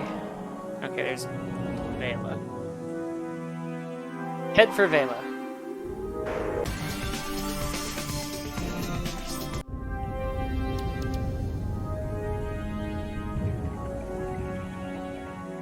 These blue ones.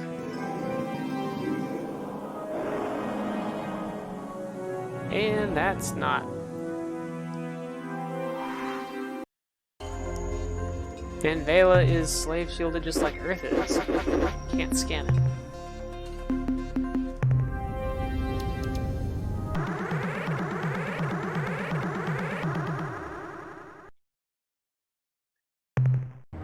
So, the offspring has returned to its nest.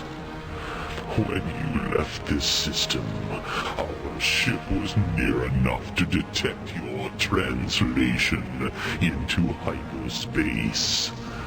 Though we lost your hyperspace spore, we were able to backtrack your path here to this star system. And what did we find? An outlaw culture. Humans outside of a slave shield. You will note that this oversight has been rectified. Now, we shall finish the job. Oh, we're going straight into combat. Who do I want to take? Let's take Fwifo. Launch fighters. Launch fighters.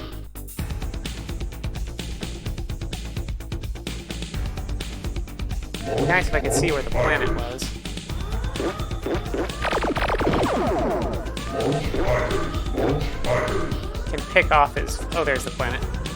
I can pick off his fighters with my, Ooh! Ow. Took a hit. Fortunately, eluders do have a lot of, crew. Launch fighters. Launch fighters.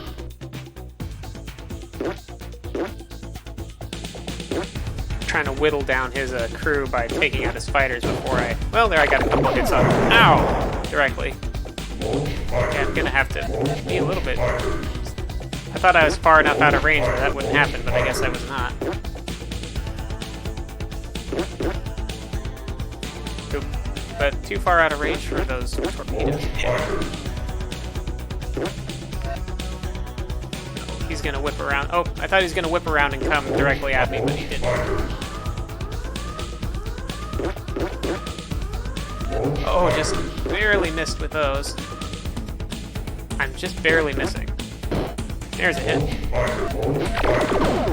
There's a couple hits. I definitely don't want those fighters to get too close either, or they'll chew me up. There, his fighters are run out of fuel. He probably won't launch more because he's getting low on crew. 2 more hits should do it. Got it. Spathi and their butt torps. Backwards utilizing tracking torpedoes. BUTTs.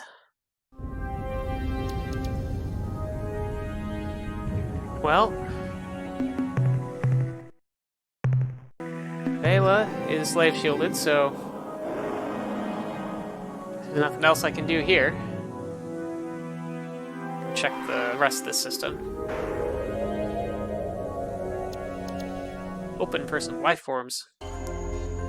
But I don't know that there's any more likely. It's any more likely that there'd be some on any of these other planets than anywhere else.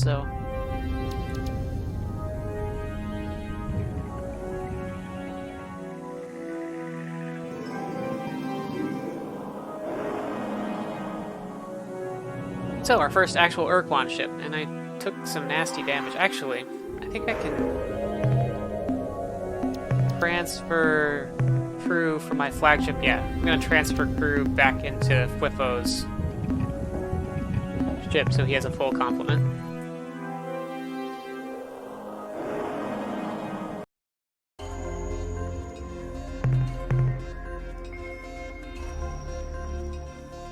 As long as I don't actually lose his ship, I can just keep transferring transferring crew from my flagship into his ship because I have a lot of crew available.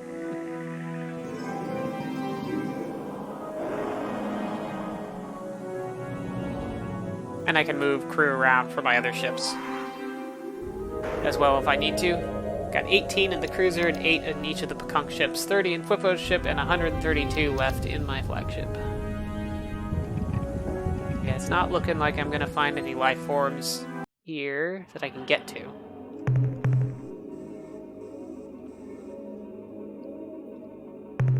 Ooh, 2.1 fuel use. No, thank you. Nothing there is worth 2.1 fuel.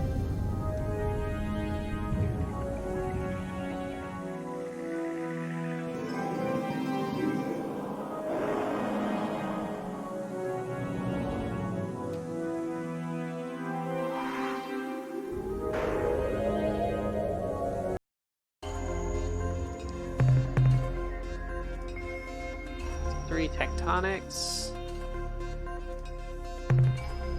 But there's some radioactives here, so I'll pick up a little bit of stuff. The landing cost is extremely low here. Oh, right, I can go faster. I forgot. This is the first time we've seen my speed upgrade in action.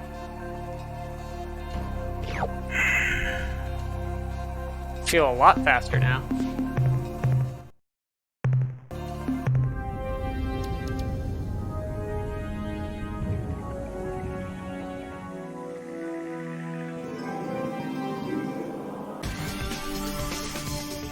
Okay, now where are we gonna go? So I kinda actually want to head back to Sol and have them analyze that shield. And then maybe head up to Spathi space. We can stop at these two Raynet systems on the way. Try to pick up some more cargo or life forms or something.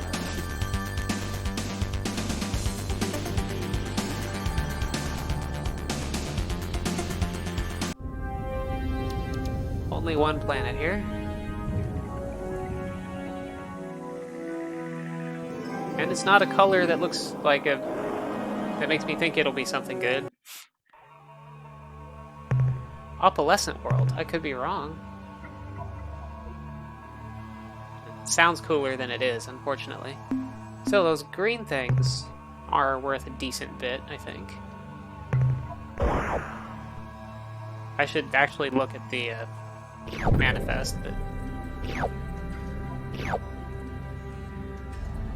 I'll scoop these green ones up. Samarium.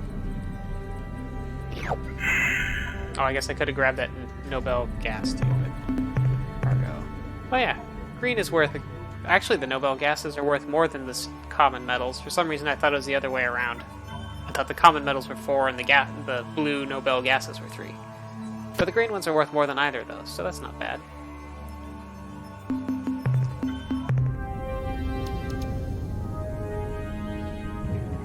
Well, that was a fairly boring system. Let's go try the... This is Beta Raynet? Beta Raynet. Oh hey, stream has 0 dropped frames, that's nice. Things must be going smooth. I should probably keep a closer eye on that stat in case something really bad is happening. Mostly, I guess I rely on chat to tell me when things are real broken. Life forms? Nope. Oh, 2.3 fuel. No thanks. Not for those common metals, I don't think so.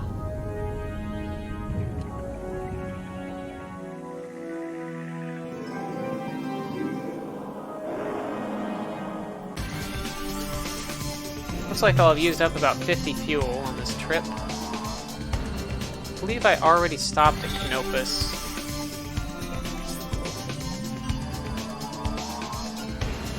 On the first day, so I'm just gonna head straight back to Sol.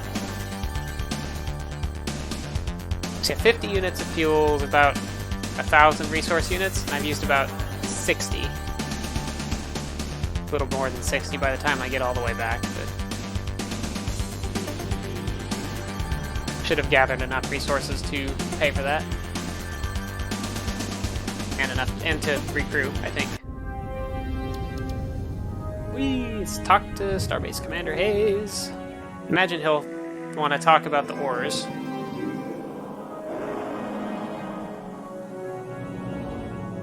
We can ask him about our shield. Hello, Captain. Before we proceed, I wanted you to know we have been invaded by an alien race calling themselves the Orz, though so far the invasion is a friendly one. The fish-like creatures have been stomping around the base in their robotic walking exoskeletons, which look like combat vac suits if you ask me. Based on the summary reports I've seen on their Nemesis ship design, I have but a single comment. I like it. I'd say we have quite a nasty little surprise in store for the Ur-Quan the next time you tangle with them. I wonder if I can afford to build one of those. Probably. Fine job, Captain. And let's analyze. The analysis reads as follows. Subject to Ta'alo device. Data, whoever the Ta'alo were, they were clever, way past us, probably even beyond the Shenjesu. As far as I can tell, with all our equipment, this thing is a rock. Just a rock. Nothing but a rock. However, if you feed a current into it, anywhere along its surface, everyone on board this starbase who has Esper potential gets a bad headache. Well, we checked a bit more into that, and when the Ta'alo thing is active, all evidence of Psychon interaction is flatlined. Nothing gets through. Summary, if you keep this Ta'alo rock device thing on board your vessel, I'll bet you're immune to any form of psychic attack, or at least mostly immune. That's the end of our scientist's report. Ah. We shall await your return, Captain. So let's see if I can build Orz Nemesis 2300. So they're kind of expensive.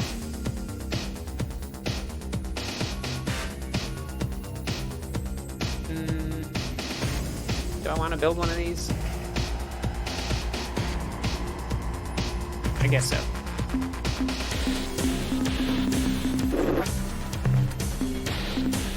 And fill up my crew.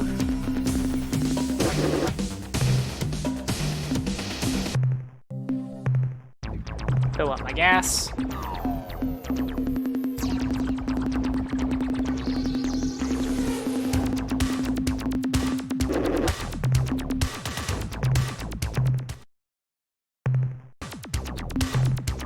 May as well fill up and put another storage bay in here.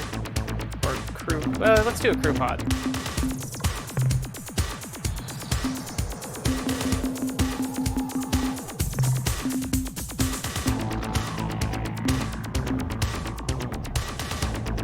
And a storage bay. You can always sell those things out later. But we'll be as prepared as we can be before going into Spathi space. So might want to continue further up the map after that.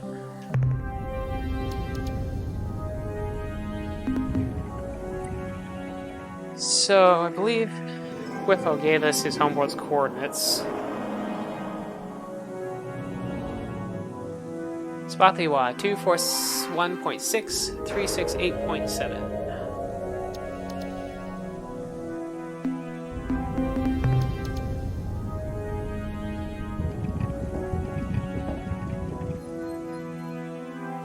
For 1.6, 241, close enough. 241.6, 368.7. So it's up here a little ways. Here we go. Epsilon Gruis.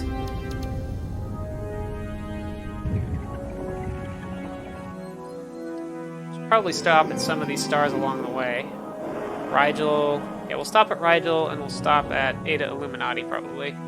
Maybe a couple others. We'll see what we get here.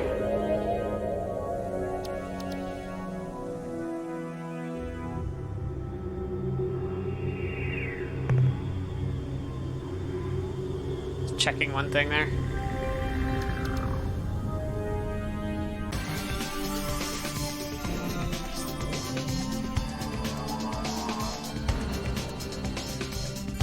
Something I remember that I want to keep an eye on. Doesn't seem to be an issue yet.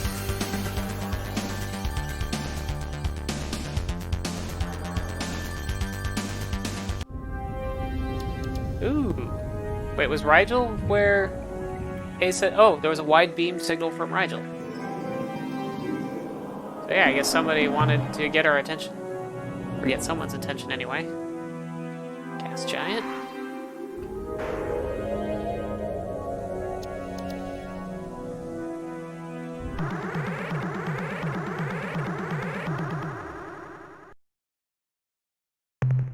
Attention, starship.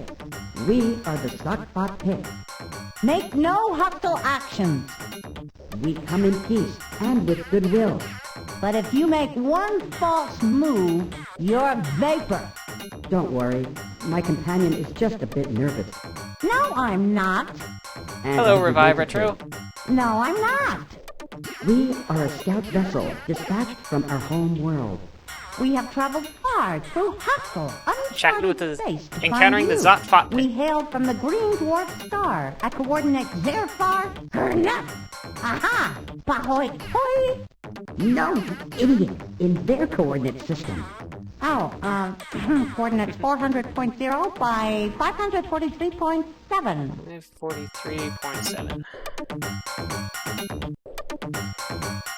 We're the new alliance of 3 stars flagship Vindicator from Earth. What are your intentions? Yeah, I like the Zot-Fot-Pik.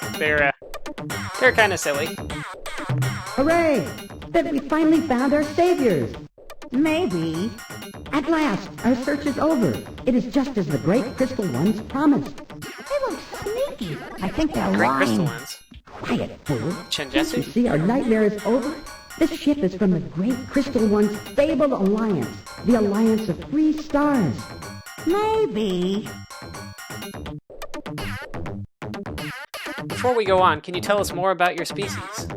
In our ancient past, 4 species evolved intelligence A lot of on our funny aliens homeworld. in this game. Simultaneously. They were the Zot, The Fot the Pik. and the Zabranki. We 3, the Zot, Fot, and Pik, evolved in such a way as to acquire Yep, I've been sustenance doing a from bunch many of strange sources, space games lately. From airborne zooplankton from solar and ambient energies. and from rocky fungal clingers. Our favorite. The Zabranki also consumed a variety of foods, namely the Zot, the Fot, and the Pik. To survive the predations of the Zabranki, we banded together, annihilated the Zabranki. And formed the cooperative union you now encounter. This was originally a DOS game. Then it got ported to the 3DO, and then that port got released open source, and then they ported that 3DO version back to Windows and Linux and Mac OS. So this is the Windows port of the 3DO version.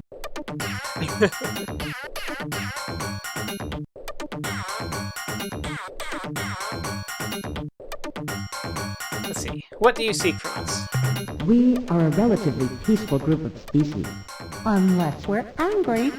so we find ourselves in need of help We only need a little. because of our desperate situation. Desperate is too strong a word.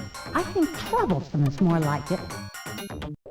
What nightmare are you talking about? What's the matter? Our planets are under attack from an invading horde. We do not know who they are or why they are here. We are being blown to bits. Fleets of alien ships appear out of nowhere, then unleash terrible destructive energy. Fortunately, They release these energies on each other. unfortunately, They favor combat near strong gravity wells. Their stray shots regularly strike the surface of our planet, often with tragic results. fortunately, They have never found our homeworld, only our colony planet. unfortunately, All of our colonies have perished as a consequence. Yeah, I don't have a 3DO, but I actually have a copy, or a used copy of the 3DO version of this game. Has some... The one thing that was not released as open source because another company owned the copyright to them were some FMVs that they made for the 3DO version specifically, some CG cutscenes. Which this version can play, but only if you have an actual 3DO disc of it, and so I eventually got a used copy of it to see what those were like integrated into the game. But I don't have those on here right now because I didn't bother, and I actually don't like them as much as just the built-in DOS graphics for the things that they replace, so... Hey, space is a tough place where wimps eat flaming plasma death. No. Who is attacking you? What do they look like? Yes, that's all very interesting, but now we're going to attack you.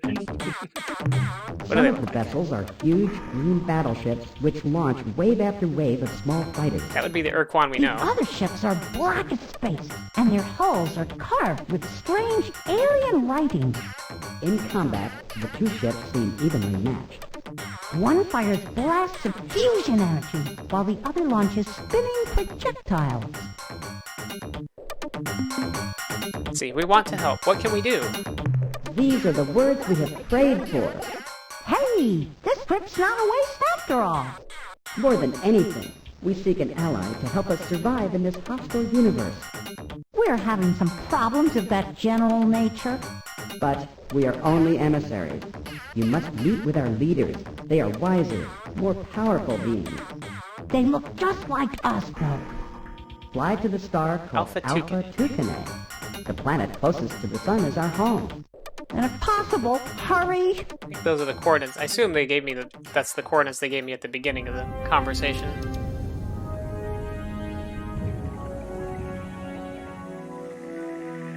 Let's scan this planet.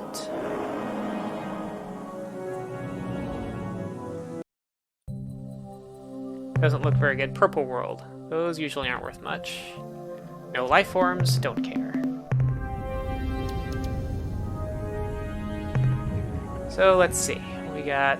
I was actually heading up to Spathi space, but let's just see. The Zot-Fot-Pik homeworld is one of these. That weird genocidal space colonist? No, not that I know of.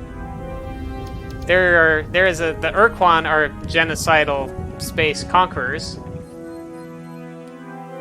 who have conquered Earth and slave shielded it. Your ship was like 20 years in the past when the big war with the Ur-Quan was happening. Actually, I have a... Oh, but that's about Netrek. You're talking about Netrek. Yeah, it's a team versus team based thing. Thought you were talking about this game. Yeah, Netrek is what I stream on Thursdays. Because that's when pickup games of Netrek happen these days. It used to be people always play Netrek all the time, and now Netrek is just on when people organize a game, which lately has been Thursday evenings. Oh, I thought I changed my stream title. I guess I will go change it again.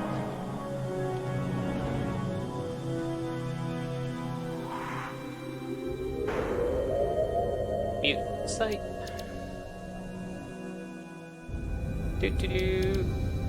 Edit.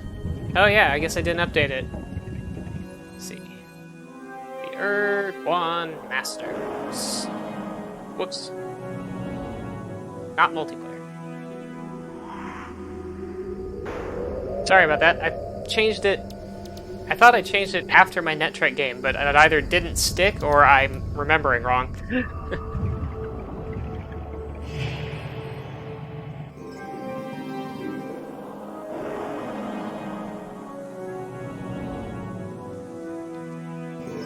Okay, where was it? So, this is a ways up here. I was heading up towards Spathi space to try and talk with them.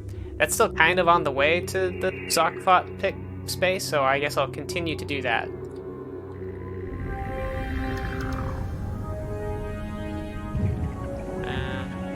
How's the Epsilon Brewis? And I'm just stopping at stars kind of on the way so I can gather some resources and to refuel, and if I'm lucky I'll get some biological data I can trade to the Melnorme for technology. So they have upgrades for my lab flagship and for my planet landers. So right now my flagship isn't really built for combat at all. I'm relying on my escort ships.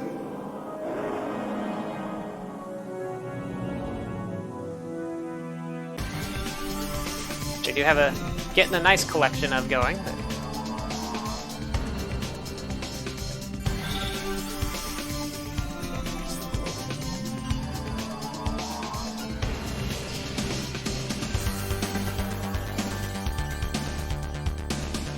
But...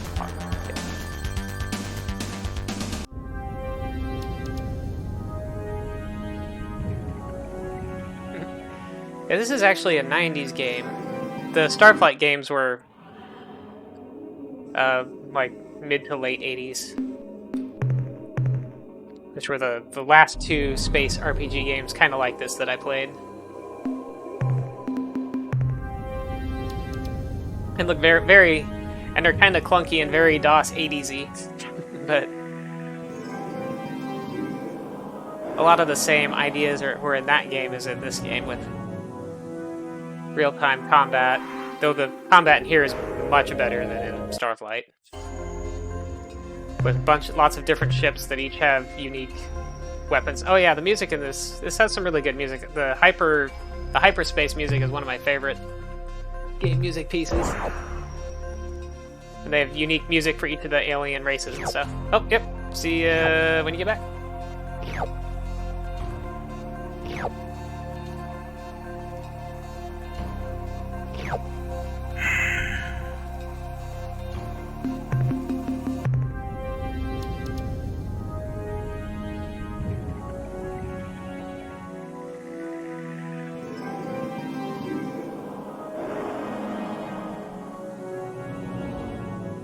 Another gas giant with a bunch of moons. Ultramarine world. I don't think these are usually... Oh, this one has life forms!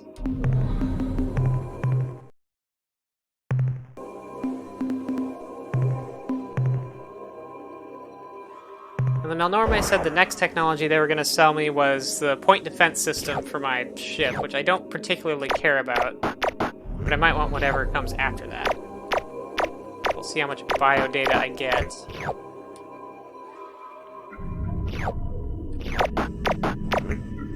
Oh, and this planet seems to be totally safe. The life forms are not aggressive. There's no awful lightning bolts or firestorms or earthquakes. Killing off all my crew. Oh, welcome back, Revive Retro. Found a planet with some life forms, so I was scooping those up.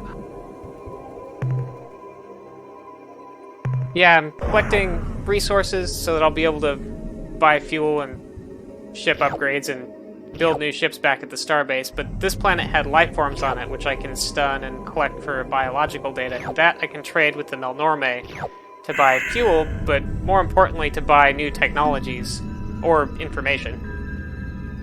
But they have upgrades to my planet landers, like my planet landers are twice as fast as they were to start with. I can get new types of weapons and systems for my flagship.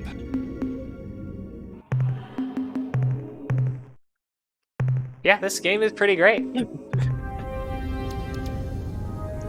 That there is a gas giant with moons. The gas giant itself can't land on, naturally, so I'm just gonna ignore it. Carbide worlds aren't very special. You can somewhat tell what kind of worlds are by the color, but there's usually a few possibilities for each color. Like orange worlds can be kind of crappy games like that carbide, or kind of crappy world like that carbide world, or it can be a radioactive world full of radioactives, which are worth a lot. But planets can also have bad weather and tectonics, and if they're too hot, they can have firestorms, which are hard to avoid. And the lightning bolts from the weather you can't really avoid at all. They just beat you up a lot. I'm just gonna grab the little bit of radioactives here. And whatever I can't remember what the darker red color things are. The orange deposits are radioactives, but there was only one of those on here. Doo-doo-doo.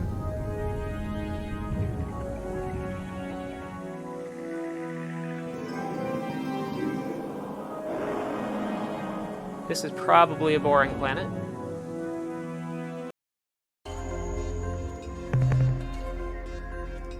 Selenic worlds. Yep, pretty boring.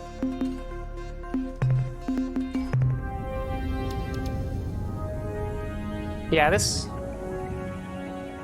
Yeah, I really like this game. I played through it a bunch of times and try really hard to forget what I know about it when I play it again.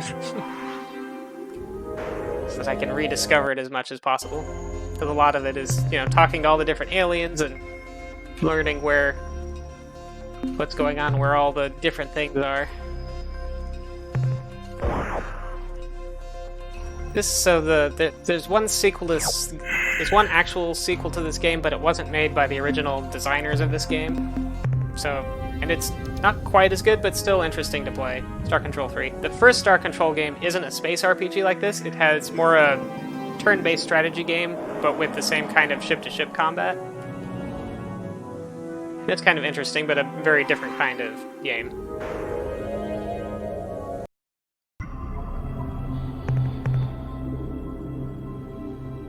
And then Stardock got the... I forget how that worked out, but Stardock got the rights to make Star Control Origins, which I haven't played yet, and I might do sometime in the relatively near future after I go through Star Control 3. Oops, on my star map. I wanted to look at the scan again. So this planet has lightning bolts, which is no fun, but it has life forms. I'm going to see how bad it is. It's Class 3 weather is when the lightning bolts start, which you can't really dodge. Whoa, it has the purple number things. Yeah, as far as I know, but like I said, I haven't played Star Control Origins yet. It might be good. Oop, the original designers of this are trying to make another Star Control game. Not exactly sure where that is right now. So they had a bunch of... These things are rough. These purple squid things were impossible before I got the speed upgrade, and they're still... Ow! Lightning. Okay, I only have 3 crew left on my lander, so I'm gonna have to back off and try again. Those things are so fast. I'm actually... Like, a blind playthrough can take a while, but I actually don't have a good estimate for that. I don't remember what the speed run is either. Yeah, this is... I'm not making much progress here. I'll probably just skip this planet. Though I'd really like that biodata. There's also a challenge run where you never visit the starbase, which I've done, but it's kind of hard. I actually had to fix a crash bug when you do that for this game, but...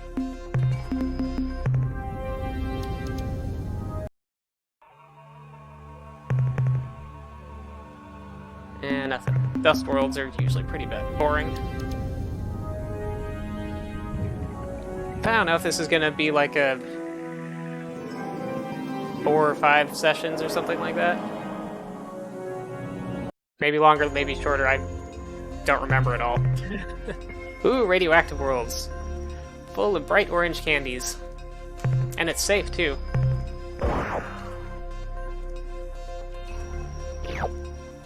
Proactinum, actinum, francium, thorium,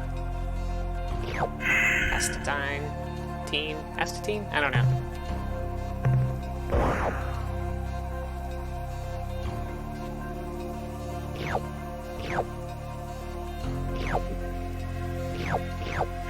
Radium. If you know where everything is and are just like doing the minimum required to beat it, you can probably do it in a few hours, and the speedrun is probably faster than that, but there's probably a speedrun on speedrun.com actually to see, because I think I've seen like a speedrun plan. There's some different speedrun routes for this.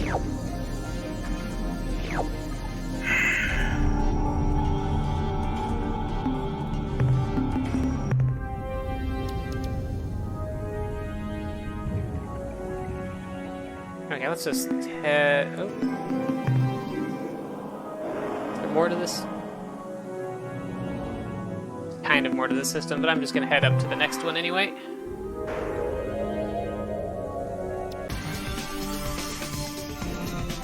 Yeah, this is the 3DO version of the music. The DOS music, I think, is actually pretty similar, but it isn't quite as high quality.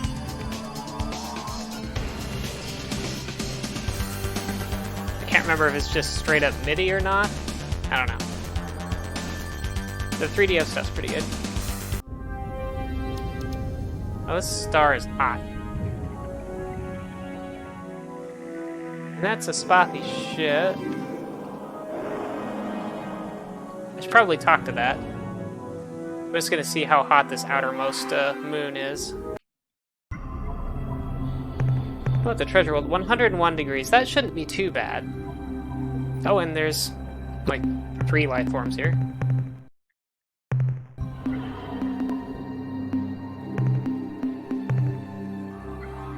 Yeah, treasure worlds have some... The gold deposits are worth a good bit, so I'll pick those up. Oh yeah, we got some firestorms, but not like crazy bad. Green blob thing, stop dodging my stunner. There we go. Ooh. Yeah, this one only... These things are only taking 1 hit to stun. But they're not worth very much biodata either. The little blue meter on the bottom right is the biodata meter, I guess, showing how full my lander is. The red meter is for minerals. Whew, that's a huge one. 24 silver.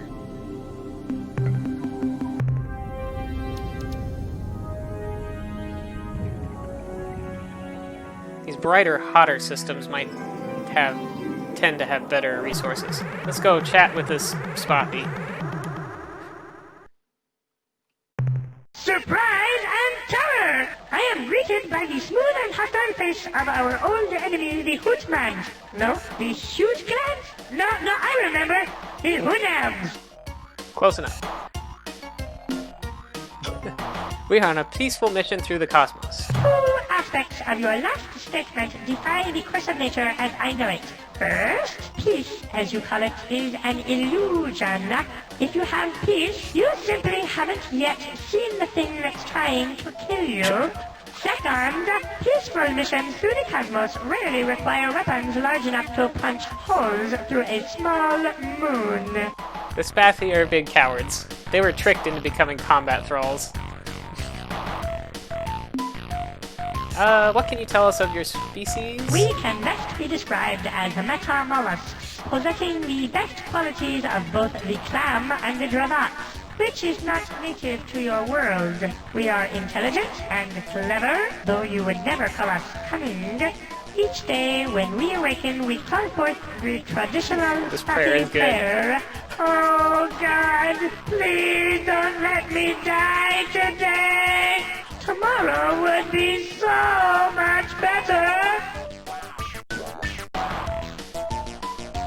But what do you really want out of this great mystery called life? I want to live forever, with no pain whatsoever, owning vast personal property, plus a company of nubiles. If this is in your power to give, I beg of you to do so. So yeah, the open source version of this you can just download for free and play it if you like it.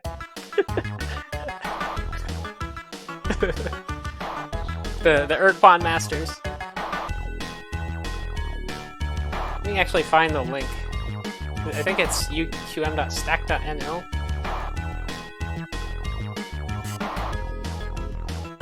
Or maybe it's sc2. Well, I guess now it's sc2.sourceforge.net. If you're interested. Now, the actual 3DO version you would have to buy. The open source port won't actually run on 3DO, and you'd need probably a 3DO development software anyway, which I don't even know if exists anymore.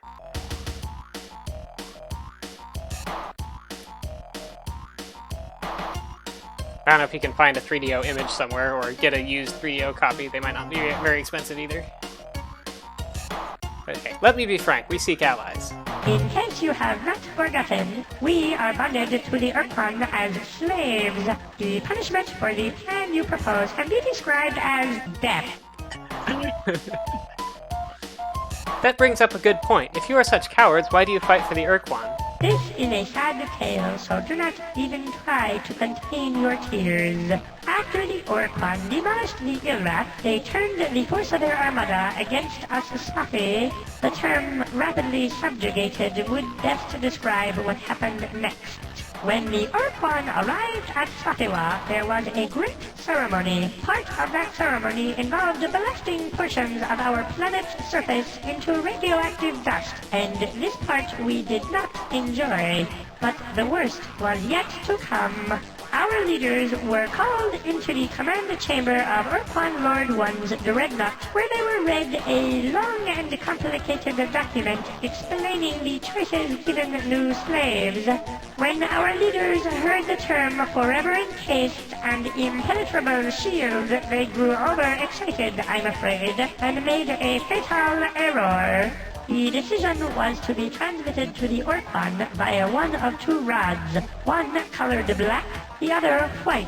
Our leader handed the white rod to one of the Ur-Quan's servants, signifying fallow slavery. But the servant somehow exchanged rods and handed the Ur-Quan lord a black rod, indicating our desire to become fighting slaves. By the time we learned of the switch, it was too late. The Ur-Quan would not permit a change in status. Following that most tragic day, we were forced to assume the role of an Ur-Quan star thug. We tried to avoid combat, but the Ur-Quan gave us 3 warnings, each more strident than the last.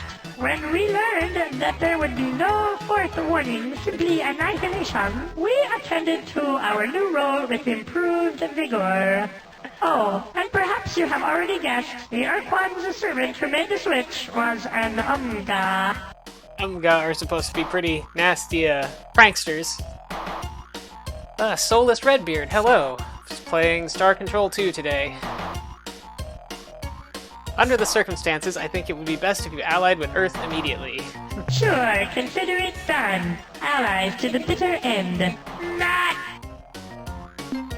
We leave as we came, in peace. Look, can we keep this as a secret between the two of us? It's really rather embarrassing. So what's up with you, Soulless Redbeard?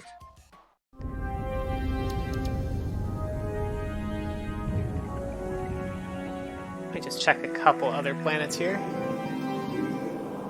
Ah, well, hello, Kyle. You have found my weekend stream.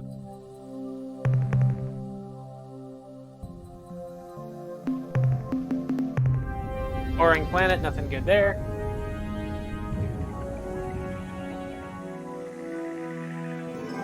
There's more Spathi here.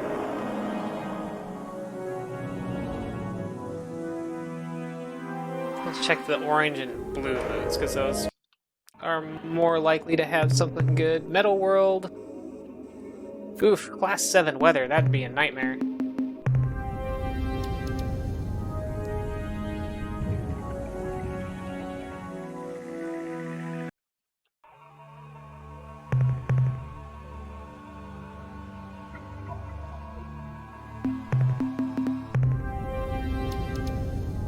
Yeah, Redbeard, you should... I don't know if you know who Rayburst is, but you definitely know Rayburst.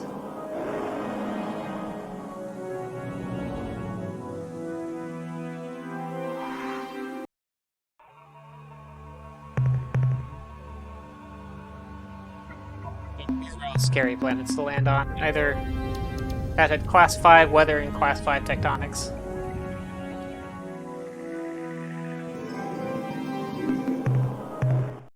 Three is where things start kind of getting hazardous, and 5 is pretty serious.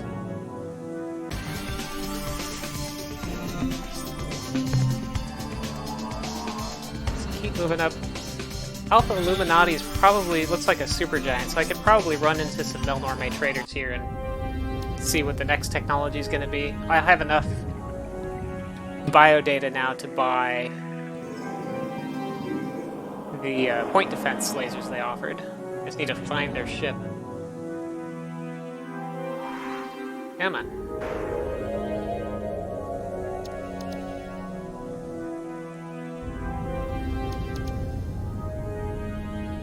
Yes, this is similar to Starflight. It's newer than Starflight. It has a lot of the same ideas as Starflight. It has much better combat than Starflight. Planets are considerably simplified, but also a lot less annoying. Quicker and smoother to explore. But you also can't farm planets. Once you pick something up from a planet, it's gone forever, so... Unlike Starflight, where most things on planets you can respawn over and over by leaving and coming back.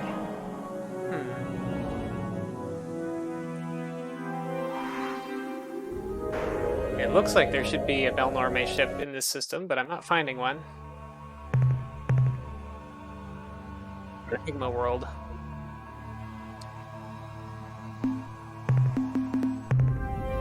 Class 8 tectonics, and it's hot, so there'd be firestorms. It'd be hard to get any of those life forms. Oh, there goes the Melnorme. I saw him. Headed for that purple world there.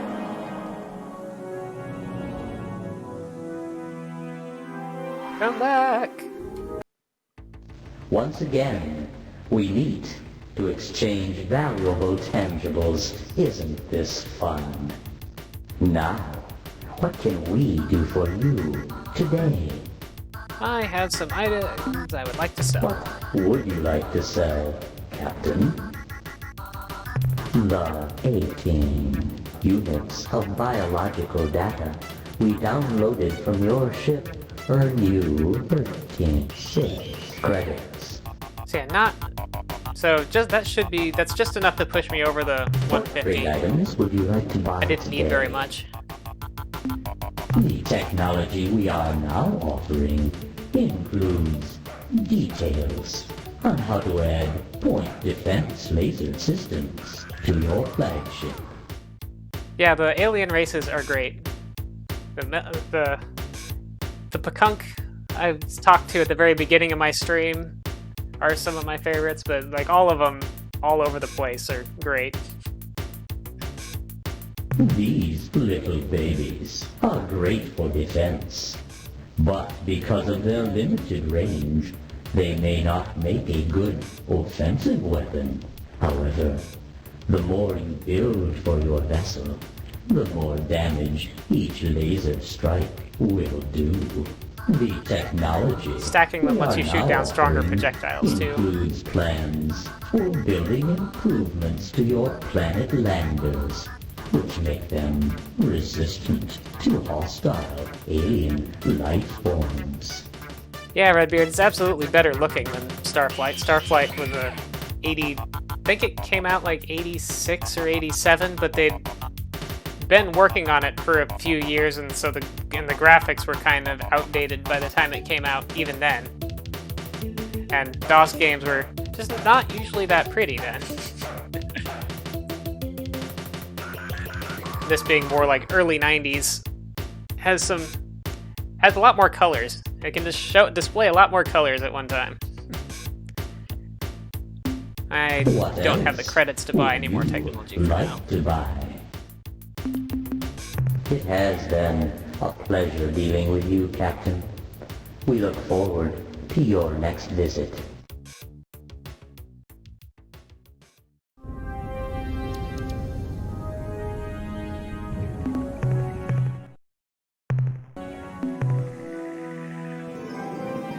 Yeah, Starflight's still an interesting game, though, and even though they don't have voiceovers for the aliens, all the aliens are still all really weird and different and have different ways of talking.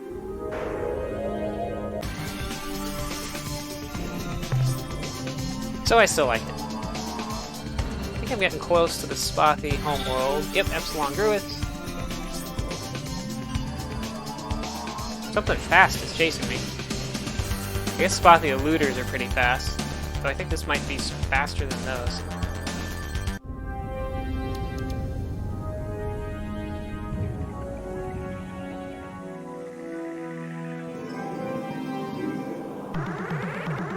Swarmed! Hello, Hunam. What would you like to threaten me about today? Look, can we keep this as a secret between the two of us? It's really rather embarrassing.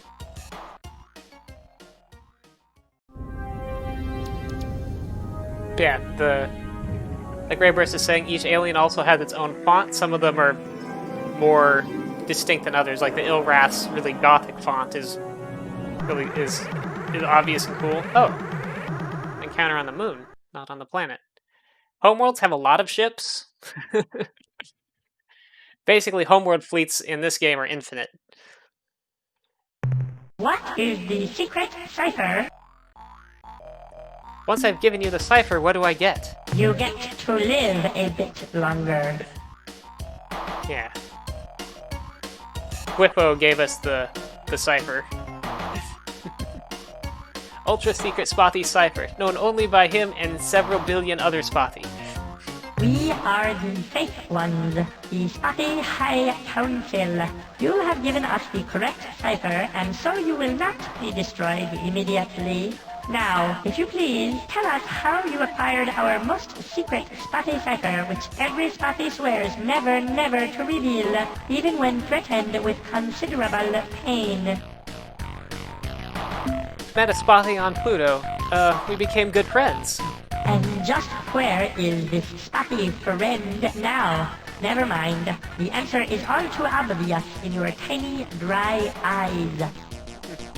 We have Whipple on board. He can vouch for our good intentions. If you held a weapon to Whipple's head, he would say anything you wanted him to say.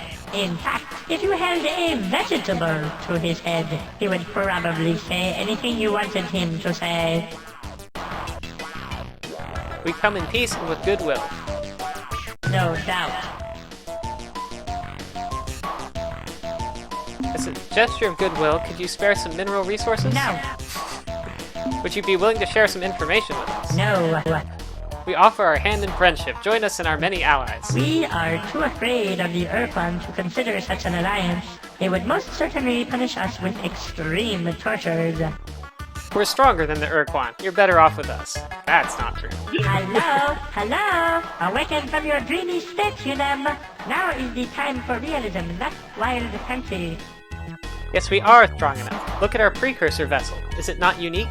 Yes, your vessel is unique. And here is the crux of the problem. A unique, meaning singular, starship is not equal to the task of destroying the entire Ur-Quan armada. If you had, say, 10,000 similar starships, we could take your boasts more seriously. Look, what do I have to do to prove this to you? Destroy your entire Starfleet? Well, that would probably work, but I have a better idea. A test. One of those questy kind of things. Well, what kind of test do you have in mind? You must wipe the evil ones from the face of Spathiwa. Tell me more about these evil ones. Let us explain the sad history of our species. Once upon a time, many thousands of years ago, we inhabited the warm, safe surface of our home planet, Spathiwa. We were happy and content. During those golden centuries, we evolved from a primitive nomadic culture into a complex agrarian society. We learned to write on clay tablets, and we were well on to being able to read those tablets when the darkness fell upon us, when the evil ones came. Creatures from the darkest pits of hell they were. They hunted our people, devoured them like tasty nodules, and we had no defense against them. Suddenly, our culture became once more nomadic. We fled across the oceans from continent to continent, but the evil ones always followed. Spurred by our great need, we advanced from bronze to atomic technology in less than one of your centuries. But none of our innovations was a match for the evil one's natural cunning and ferocity. Finally, with no other option available, we fled our world and took up residence here on our own moon, where we have resided most uncomfortably for the last 300 years. Gee, I'd like to think about this more before making any comments. Why don't you do it? 2 reasons. Firstly, we have an unreasoning fear that the evil ones will devour us all painfully. Secondly, in the rare cases where we have overcome our fear and ventured to Spathiwa's surface, the Spathi who landed were all devoured painfully. Okay, I accept. Start packing your bags, eyeball dudes. You'll be home in no time. We will await your return with great anticipation. Simultaneously, we will prepare a short, poignant eulogy to mourn your demise.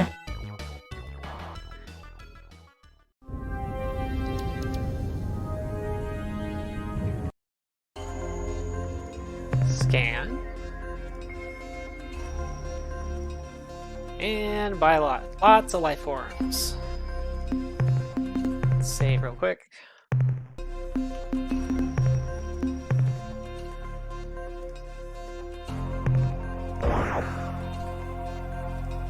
And so these little goggle-eyed teddy bear things, these are the evil ones. They don't move. They just sit there. And we can just stun them all and scoop them up. Not scary to us at all.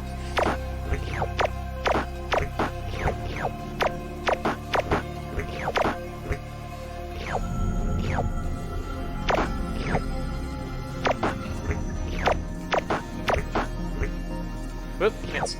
There we go.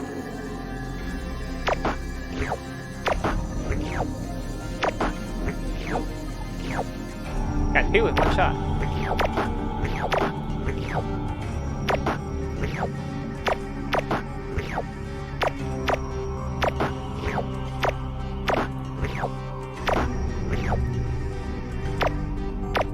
Almost done.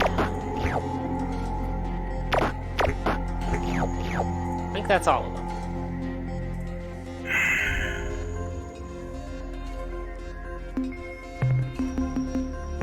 I guess I'll just fly back.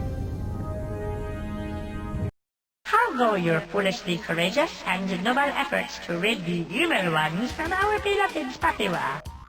Although we lost many crew, we have eliminated the Scourge. This is wonderful. Too good to be true.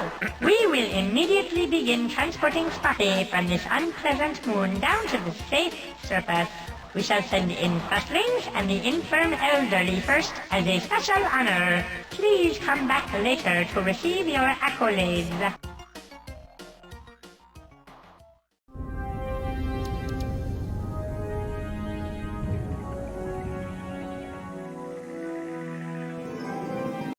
Oh, joy! Oh, happiness!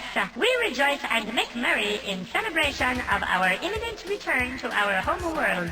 You are most heroic and helpful. Thank you, thank you, thank you! But now I must return to our festivities. Please feel free to come back any time.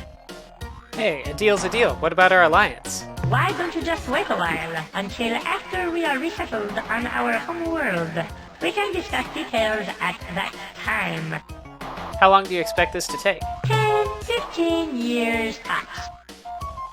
Am I correct in understanding that you refuse to live up to your end of the bargain?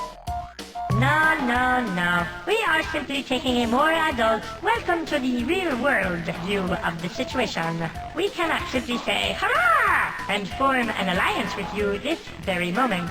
Surely you see that. You know, those creatures aren't dead. We have them in suspended animation. How would you like us to return them to the surface? No! No, please. Exactly what kind of relationship were you thinking of? A mutually beneficial alliance of minds and might. Huh? An egalitarian fellowship of sentient life forms. What? The kind where you do everything exactly as we say. Okay. We are quite familiar with that arrangement. Very well. I'll bet we will regret this decision later on, but you leave me with no choice.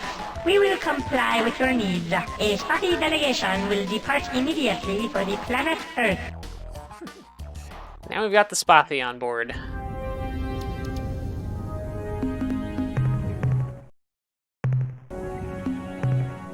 Not sure if they have any more info for Welcome us. back Maybe to their ships do. Spathi, Captain. We hope the material we provided your starbase engineers was sufficient for your needs. Have there been any developments of significance? Perhaps, Captain, I will explain. We have been investigating the caster which we took away from the Unga after the Judd the Bug scandal 8 years ago. We have uncovered evidence of something strange going on between the Unga and the Ur-Rat over the past many years. We suspect that the Unga were using the caster to pull off some kind of long-term joke on the Ur-Rat, but we are unable to glean any more details. Now that our alliance is firmly established, could you please transport large quantities of valuable minerals to our ship? No. You supply us with certain specific bits of information. Certainly. About what? Oh, okay. We've got a whole lot of stuff. What can you tell me about the Ur-Quan Since hierarchy? we never wanted to be in the hierarchy, and we are afraid of all the other members, our knowledge on this subject is a bit limited. But I'll tell you what I know. The hierarchy is the construct of the Ur-Quan. It exists to maintain their supreme authority over all sentient life forms in the galaxy. As far as we know, there are 6 other races active in the hierarchy, including the gelatinous Unga pranksters, the multi-legged, super-violent Ur-Rat, who are fanatical in their worship of Dogar and Kazan, the Tradash, a weak and obnoxious race from the Draconis group of stars, the humanoid clones you call Androsynth, though they have been strangely absent for some years, the vain Vox, commanded by the brilliant and eccentric General Zex, and the mysterious Mycon, who ramble endlessly about people, places, and events from long ago as though they happened just today. If there are other hierarchy races, we are not aware of them. So according to the Pkunk, the blue twisty thing is in Draconis, so presumably the Thradash have it. What do you know about ancient history? Before the evil ones appeared, we Spathi were a simple folk. We were content with our calm lives, our rude huts, and our coarse-woven turtleneck sweaters. I suppose we could have remained that way for eons, were it not for the sudden arrival of a million voracious monsters from hell. We have never quite figured out where they, the evil ones, came from. The few specimens we collected, who had mostly died of tooth decay from eating sweet, Spathi flesh, were physiologically unlike any other species from Spathiwa. It was as though they had arrived suddenly on the surface of our planet, transported there by some unknown agency. But that is nonsense. Who could be so cruel? Kind of sounds like something the Umga might do. They're really good at genetic engineering. You know anything about the old Alliance races? You mean the one we helped demolish? That one? Well, Yes, that we one. had some contact with Alliance members before the Ur-Quan showed up. Mostly with the Chenjasu, who stopped off here occasionally when they were on their way to explore the galactic core. Actually, their last visit was interesting. They were returning from the Tukane star systems, where they said they had found a new alien race called the Zot-Fot-Pik, or something like The that. Zot-Fot-Pik, The I guess. only other race we ever dealt with was the Mernherm, who once tried to colonize Beta Hercules, which we considered within our sphere of influence. When we explained this to the Mernherm, they politely withdrew from the contested star system and never bothered us again. Aware of any other alien cultures? Since we tend to stay close to home, preferably in the living room, we know little about other races beyond our neighbors such as the Unga. Before being subjugated by the Ur-Quan, the Unga were a contented and peaceable race who inhabited the region of stars which you call Orionis. They spent their time happily exploring and mining the nearby planetary systems and engaging in elaborate and, to our way of thinking, cruel practical jokes. One particularly nasty prank was the time they broadcast a trick message through space declaring the arrival of the Grand Master Planet Eaters or some such nonsense. This caused several alien cultures to go mad with panic, including, you might be surprised to know, ourselves. Do you have any information on the precursors? Like all other races, we have found evidence of the precursors scattered throughout our space. Our belief is that the precursors are not really gone. They simply came to their senses one day and used their superior technology to invent some kind of perfect invisibility shield and remain alive and happy to this day. We hope to rediscover the secret someday and disappear into similar obscurity.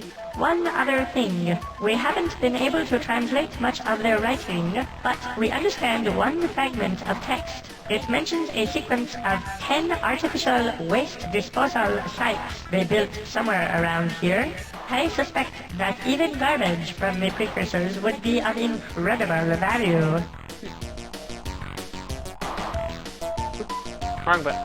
Good. That's better. I don't feel much like talking about that anyway. Goodbye, By Hunem. council members.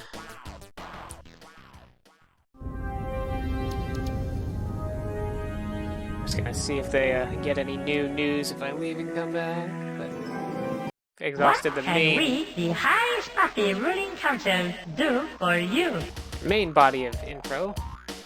Yes, and the news is not good. As you know, Androsynth space borders our own, and while we never really liked the Androsynth, it seemed that they weren't out to kill us, as everyone else seems to be. Imagine our shock when we learned that they had been invaded and eaten by those fishfolk, the Orz. Well, actually, we don't know if the Orz ate anybody, but we're sure they did something creepy. I sure hope that you're not considering an alliance with them, Captain. They are dangerous.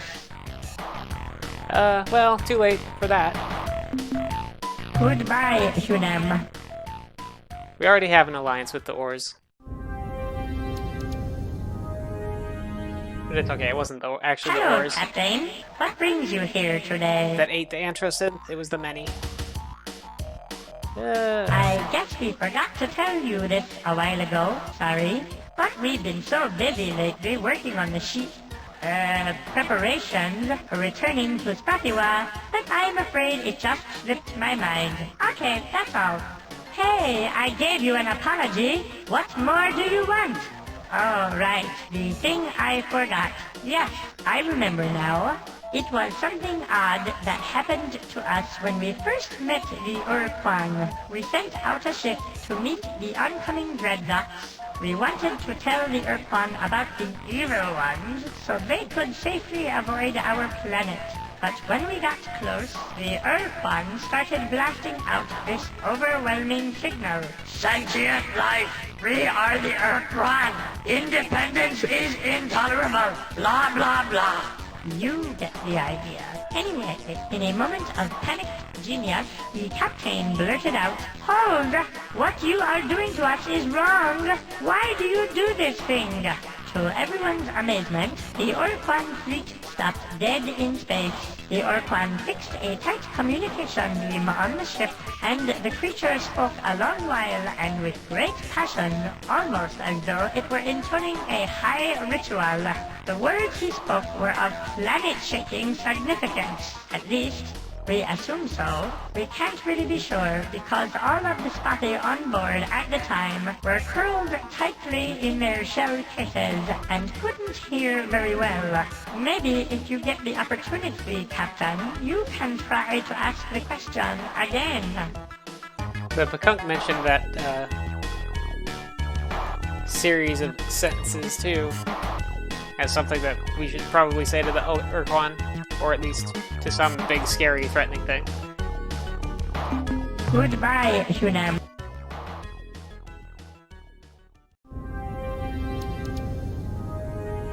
That's another valuable piece Hello, of info, Captain. but one What that brings I you already here have. today? Development? What development?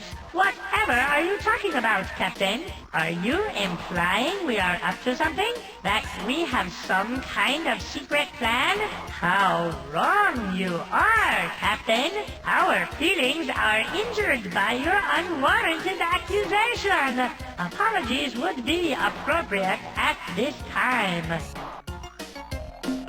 Hey, are you up to something fishy? Fishy? Fishy?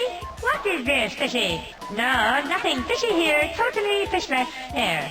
Now that that's resolved, is there anything else you would like to talk about, Captain? Guess that's all the news they've got. Goodbye, Hunem.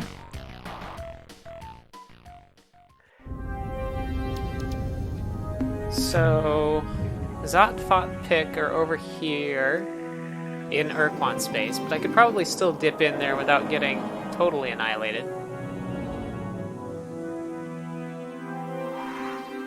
But I could also go look around for the Umga, which should be somewhere nearby.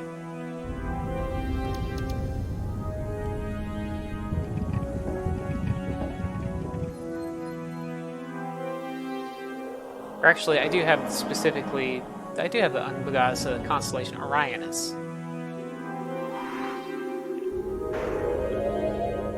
/ there we go. Orionis. Oh, it's up here.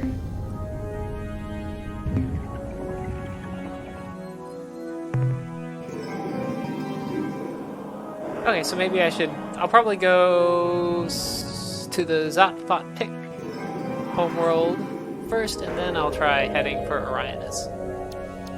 That seems like a plan.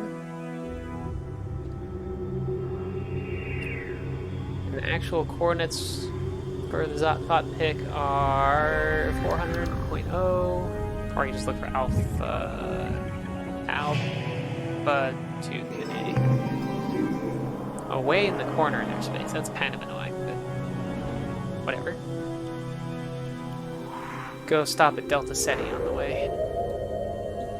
Is that Seti or Sentry, or I didn't read it quick enough.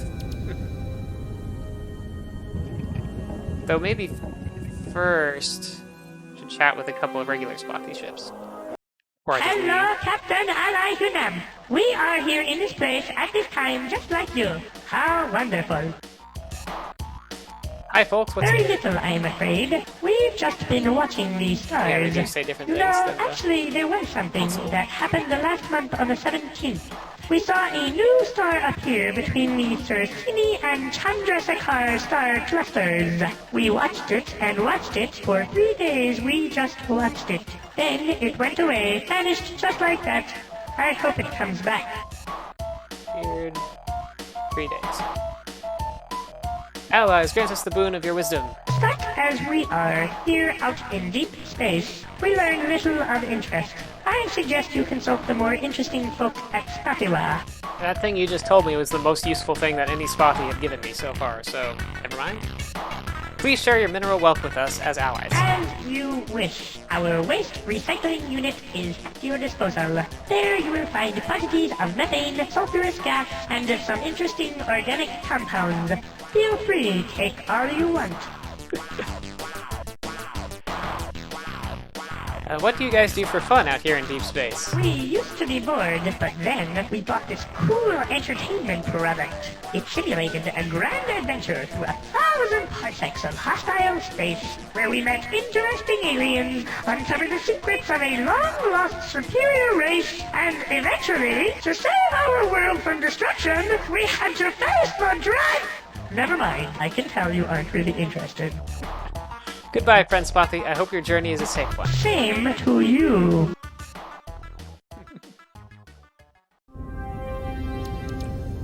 Yeah, come on.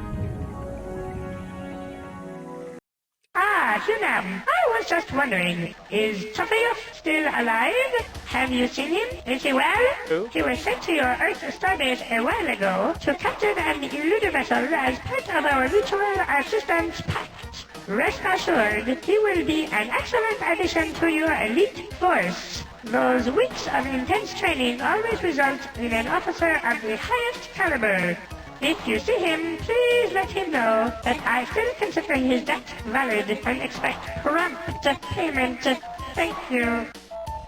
What's Very new? little, I'm afraid. You know, last month... You're actually just saying the same thing there. Stuck as I see... Okay, so they don't have a whole lot of things to say. As you... We used to be... Shame to Done you. talking to them.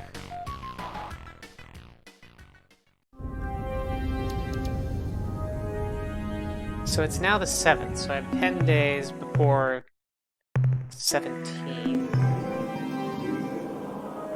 So between Circini and Chandrasekhar.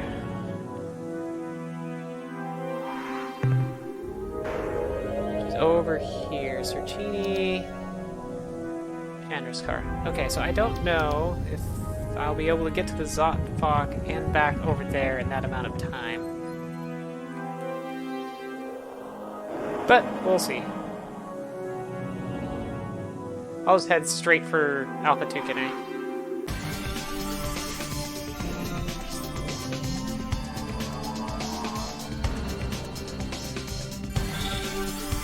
No, that doesn't look doable. If I headed straight for that spot that the Spathi ship captain was talking about, I might have been able to make it, but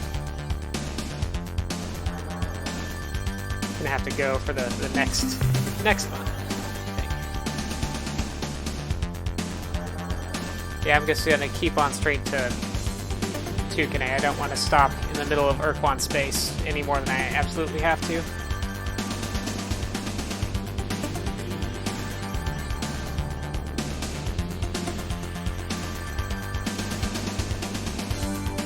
Because everything that's chasing me now is probably a group of Ur-Quan ships. And one Ur-Quan ship was tough enough to deal with back at Vela.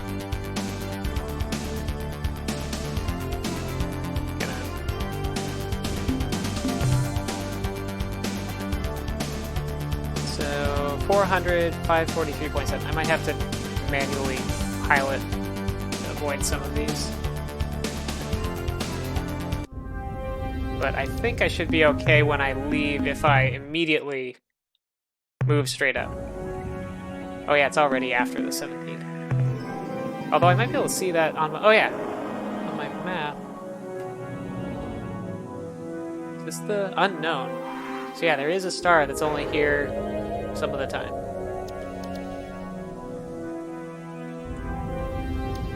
So the Zot-Fot-Pik homeworld should be around here somewhere. They might have told me which planet it was. It's probably one of the inner ones. We got a treasure world here.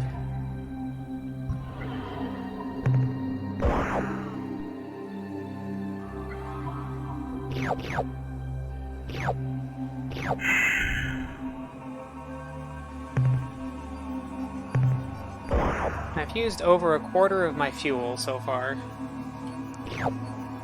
But I've also not exactly been going on a straight line from Earth, and landing on planets also costs fuel, so I can probably use something more like 3/4 of my fuel before I absolutely have to turn back.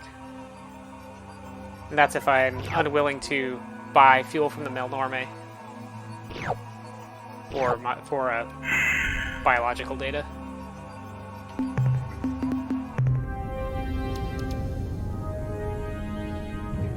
So you can get quite a lot of fuel from them compared to how much fuel costed with minerals. So I think it's just 1 fuel per credit or something like that, and 2 credits per biodata. Oh, Primordial World has life on it, but also Class 8 tectonics and Class 3 weather, so that's hazardous.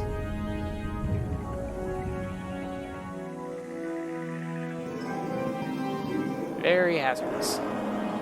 I guess the Zot-Fot-Pik must be here. We don't have any ships in this system, apparently. Ooh, Gold World. This has bad weather and kind of bad tech and some tectonics. But I should just be able to drop in, grab some of this gold and pop back out quickly enough that it shouldn't be too bad.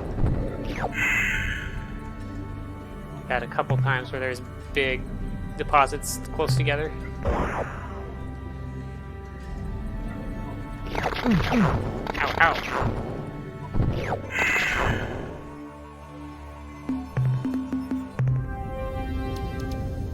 Got almost 2 of my cargo pods full.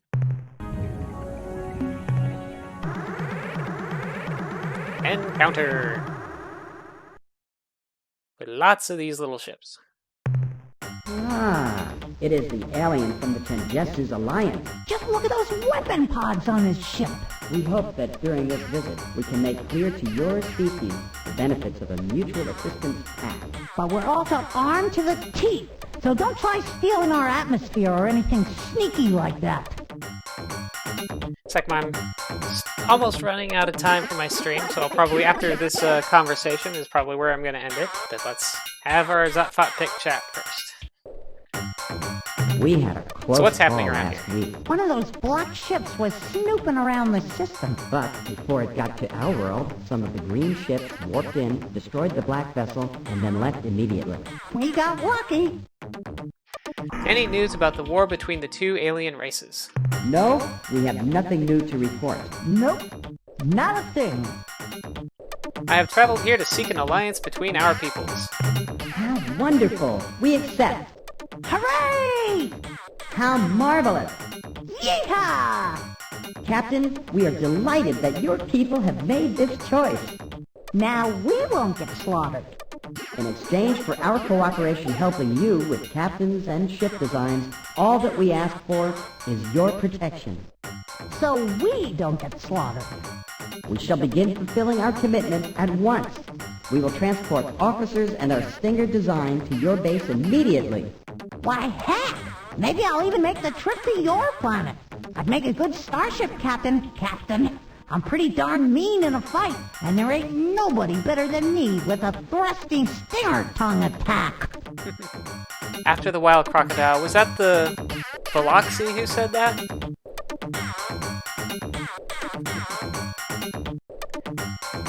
I would like some specific information. Sure.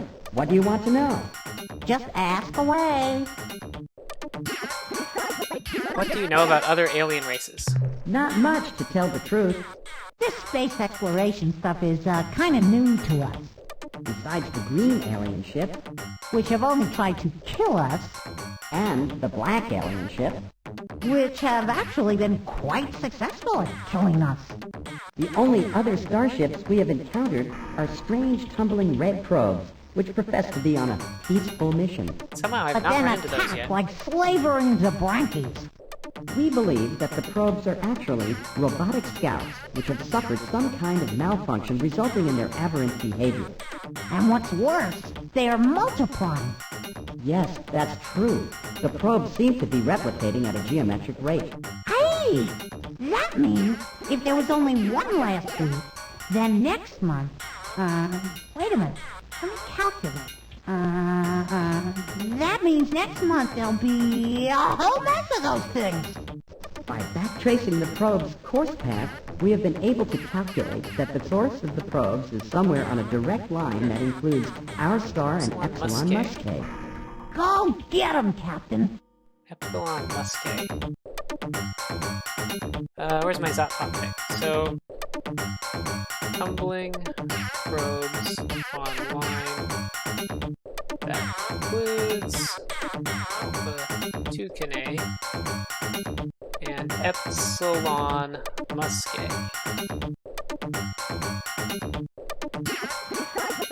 Tell me more about your people.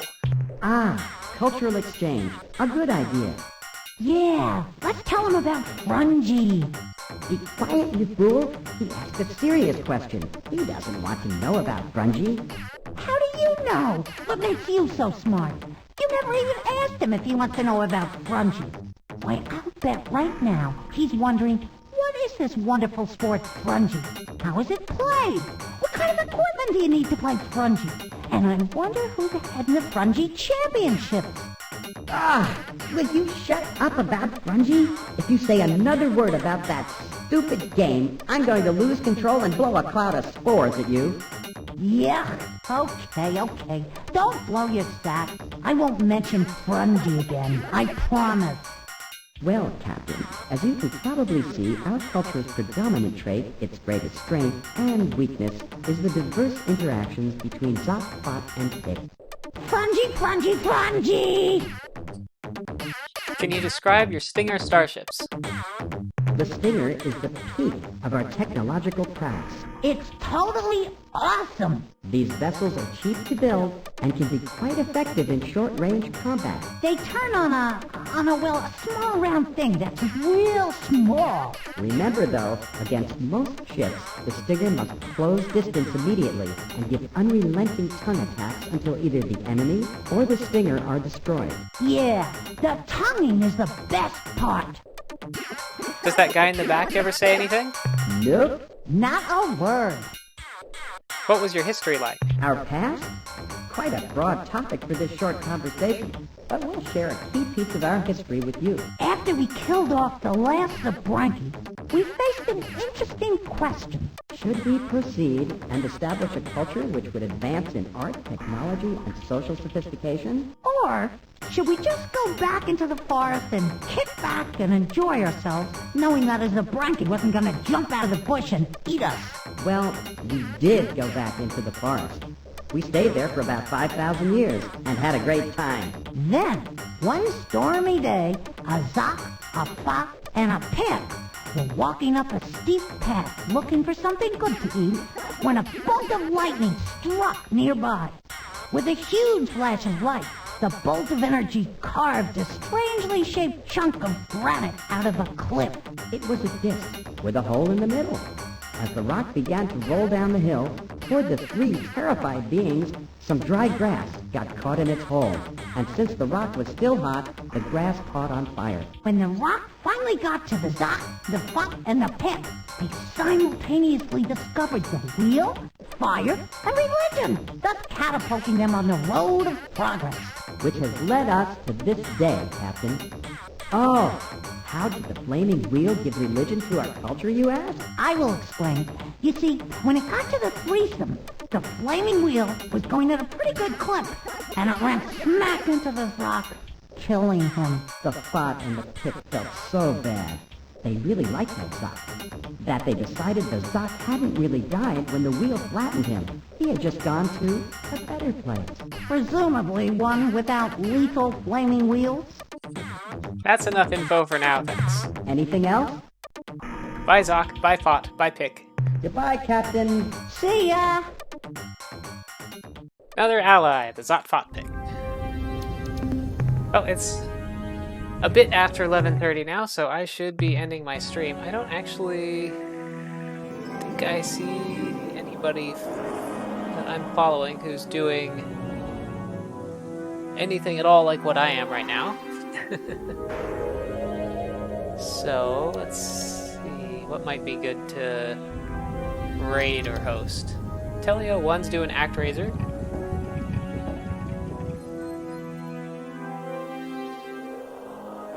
That might be alright. Oh, have a good weekend, everybody. I should be back to playing this on Monday. Oh, I need to update my in progress and checklist here on this thing. I've been not paying attention to that at all this stream. But yeah. See anybody and everybody on Monday. I appreciate all the follows and all the chats. And I'm just going to send everybody on to Telio1, I think, who's playing some ActRaiser, which is a game I might play on stream soonish as well.